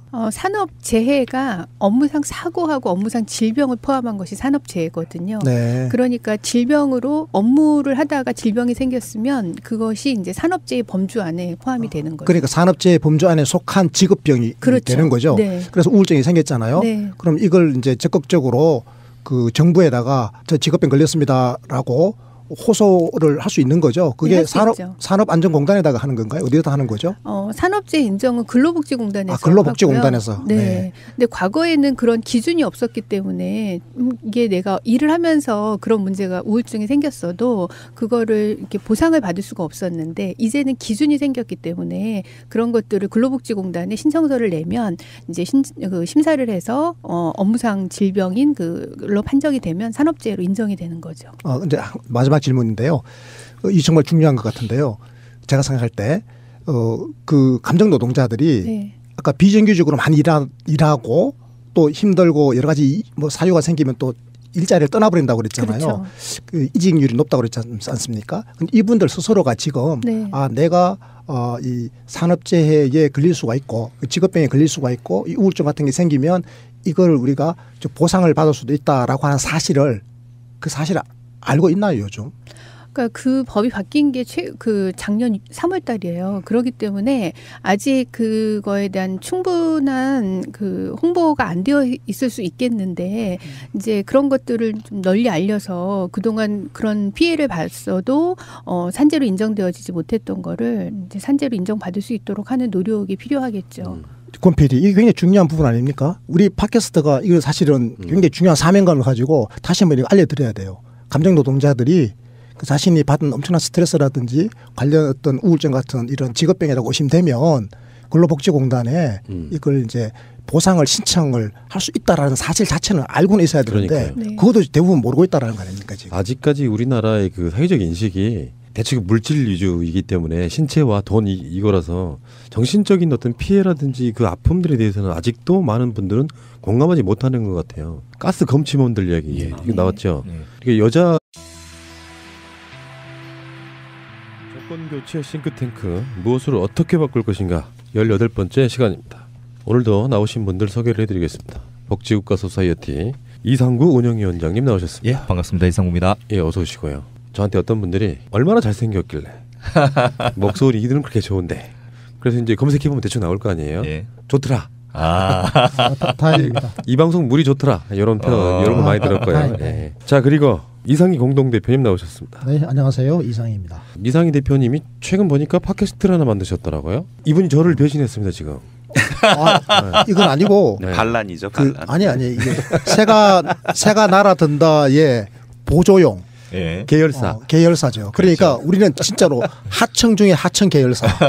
스스로를 이렇게 낮추는 이유가 뭔가 하면 가불명종 무 정도 되는. 우리는 칼럼이 있잖아요. 매주 나오잖아요. 그중에 정책 칼럼, 정책적이고 시사성 있는 거 그런 거를 이 복지국가의 관점에서 좀 풀어주고 해석해주는 게 필요한데 그걸 해주는 통로가 있을 수가 없는 거야. 그래서 이 칼럼을 읽어주면서 약간씩 좀 대담을 하는 식으로 설명해주면 그러면 굉장히 유익하겠다 싶어서 한번 해봤거든요. 해가지고 우리 회원들에게 한번 쭉 돌려봤더니 반응이 굉장히 좋은 거예요. 왜 이런 거 미리 안 했냐고 그러더라고. 그렇죠. 그래서 사실은 내가 새가 날아든다 해서 팟캐스트를 배워서 지금 그렇죠. 계열사를 하나 지금 해보려고 하는데 어떻게 하냐 그러니까 우리 권 PD께 적극적으로 한번 요청해보라 그래서 제가 이렇게 용기를 내봤습니다. 아니 그래서 홍보 좀 해드리려고. 고맙습니다. 제가 또 우리 가족이라고 하면 좀 특별히 챙기는 그런 성격이에요. 딱 보니까 훌륭하십니다. 예. 이분이 이렇게 팟캐스트를 만들었는데 그 사진 있잖아요. 네. 야 거의 뭐 한국의 스티브 잡스 같은 그 표정으로 그 느낌이 너무 좋은 거예요. 제가 찍었습니다. 그랬습니까? 네. 서정호 홍보팀장의 작품입니다. 야 사람 하나 잘 구했네요. 네. 그 만능맨입니다. 예. 맞습니다. 그래서 그 팟빵에서 이상희 이렇게 딱 검색을 하면 탁 뜹니다. 이상희 제 이름이 앞뒤로 이자거든요. 예. 요거 세 글자만 치면 그냥 탁 뜹니다. 예, 이효리의 오빠 이상희. 이효리와 전혀 상관이 없는. 그러니까 같은 제주도에 이효리 못 보셨나요? 못 봤어요. 텔레비에서만 봤어요. 어쨌든 간에 저도 한번 들어봤거든요. 또 이런 방식으로 하면 참 좋구나. 그리고 느껴서 역시 복소분들은 뭔가 막 아이디어가 넘치고 열정 넘치고요. 제가 봤을 때는 사람이 아니고 기계 같아요. 어떻게 그런 시간들을 그렇게 내냐 이런 생각이 좀 들고요. 칼럼 읽어주는 남자. 이 칼럼? 네, 이상희의 칼럼 읽어주는 남자입니다. 예, 검색하면 나오고요. 검색은 이상이 이렇게 검색하시면 예. 다음에 우리 퀴즈맨 소정우님. 네, 버터 바른 목소리 서정입니다. 방송 나오는 게 되게 좋은가 봐요. 네, 저 방송 많이 타고 자, 준비 많이 이따가 퀴즈 준비해 주시고요. 네. 자, 오늘 게스트 소개해드리겠습니다. 지금까지 게스트 분들 중에 제가 봤을 때는 우리 복지국가 소사이어티 게스트 분들이 대부분 남자분들이 많았는데 굉장히 우아하신 우리 게스트 한 분 나오셔가지고 딱 느낌이 신사임당 예, 느낌. 제가 일단 소개해드리고요. 그리고 그 소개는 우리 저 운영위원장님이 해주시면 되겠습니다. 우리 정혜선 교수님 나오셨습니다. 네, 반갑습니다. 정혜선입니다. 네, 어서 오시고요. 네. 예. 우리 정혜선 가톨릭대학교 보건대학원 교수님께서는 이 우리 복지국가 소사이티의 직책위원이시기도 하지만은 보건학으로 박사를 하셨고요. 본래는 이제 간호학을 전공하시는데 이 삼성전자라는 저 일반 민간 기업에서 보건관리자로 본인이 직접 현장 근무도 하시고 또 노동부의 산업보건과 전문위원으로 보건행정도 직접 하시고 또 저 감정노동이나 야간근무 같은 이런 부분에 아주 전문적으로 연구를 많이 하셔서 산업보건 분야의 굉장히 전문가이시면서 현재는 또 한국산업간호협회 회장을 하고 계십니다. 그래서 정말 이 분야에서 거의 그 현장부터 정책 분야 행정까지 두루두루 많이 하셨던 제일 전문가 중에 한 분이라고 이야기할 수 있겠습니다. 이 분야의 살아있는 전설? 그렇죠. 신화? 예. 근데 사실 좀 굉장히 낯선 어떤 분야고요. 저희들 다른 방송에 노무사님 나오셔가지고 이제 산재 이야기 가끔씩 많이 했었거든요. 그거랑 좀 연결을 좀 시켜보면 어느 정도 일맥상통하는 이야기 같고. 그렇죠. 예. 자, 제가 정혜선 교수님은 좀 관련된 분야를 스크랩하다가 예전에 좀 제가 알았었거든요. 근데 최근에 감정노동에 대한 칼럼도 쓰셨고, 실제로 우리도 감정노동에 대한 이야기를 방송으로 꽤나 지금까지 많이 했었거든요. 그 이야기를 먼저 한번 듣고요. 예. 그리고 이제 본론으로 한번 들어가 보실까요? 감정노동이 왜 우리 일상에 중요한 겁니까?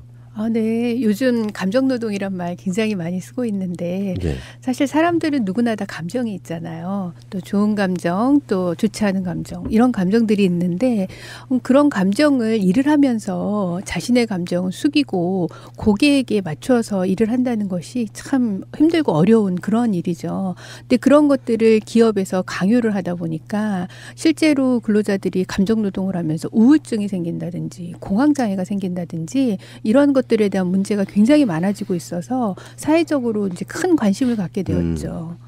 또 최근에는 그 감정노동에 종사하는 분들이 주로 이제 서비스업에 많이 근무를 하시는데 서비스업의 모든 분야, 뭐 백화점이라든지 할인점이라든지 이런 분야뿐만이 아니라 호텔, 또 의료기관, 그리고 또 금융업 이런 곳까지 굉장히 많은 분야의 이 감정노동을 하시는 분들이 계시면서 우리나라 그 근로자들 중에 한 뭐 800만 명 정도가 감정노동에 종사를 하고 있다. 이렇게 이제 통계가 나올 정도로 굉장히 사회적으로 관심이 많은 그런 분야라고 할 수 있습니다. 그러니까 그 요즘 같으면은 산재 그리면 다치거나 그 사고가 발생을 하는 것이고 그리고 또 3시간마다 한 명씩 사망하는 그런 수준입니다.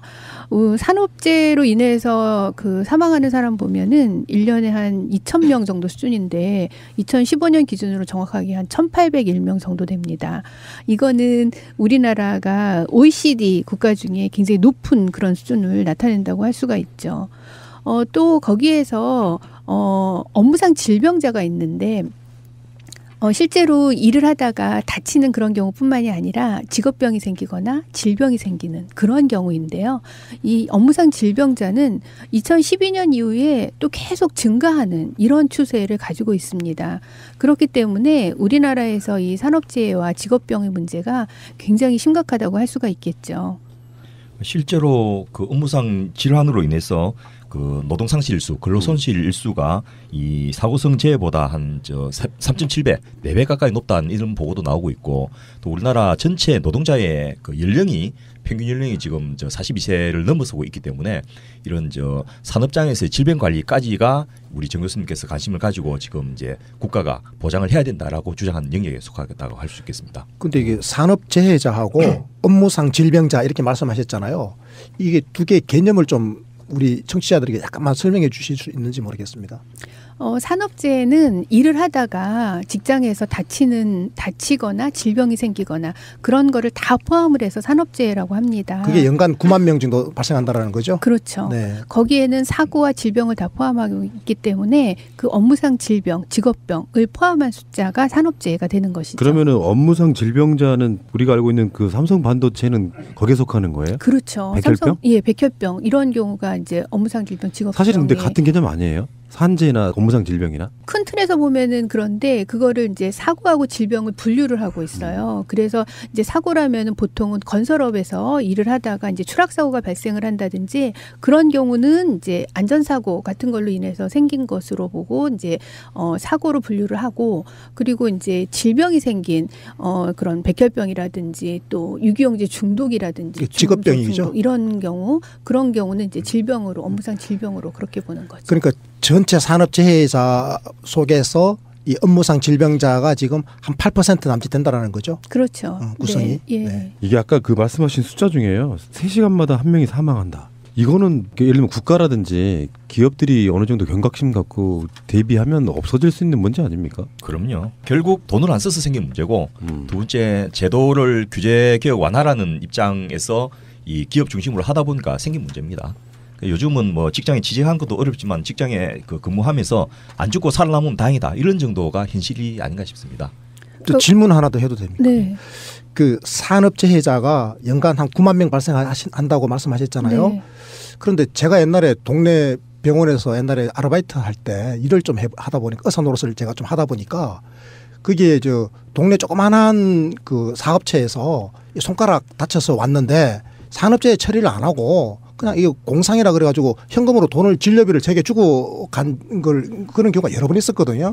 그런 경우는 이 통계에 빠져 있는 건가요?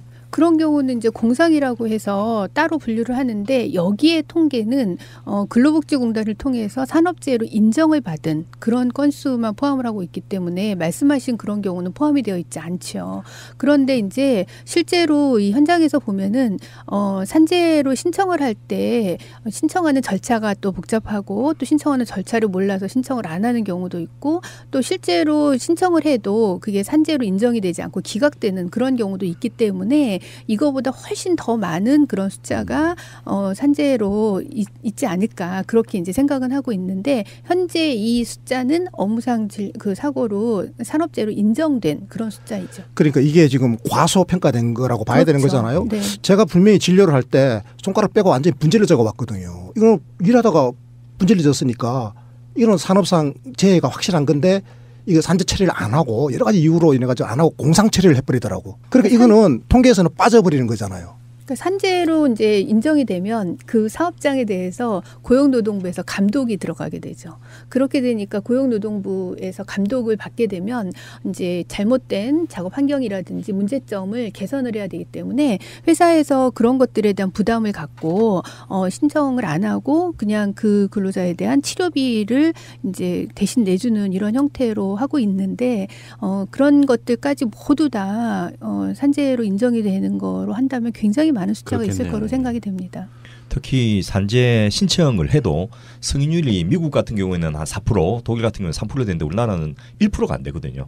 그러다 보니까 뭐 미국에 비교하면 우리가 한 4배 정도 더 많다고 해야 되는 게 정상이 아닌가 싶을 정도이고요. 또 산재 자체가 이 산재보험법에 가입되지 않은 직장이 많고 비정규직 근로자도 많고 하니까 그런 분들은 이 통계에서 또 다 빠지는 거죠.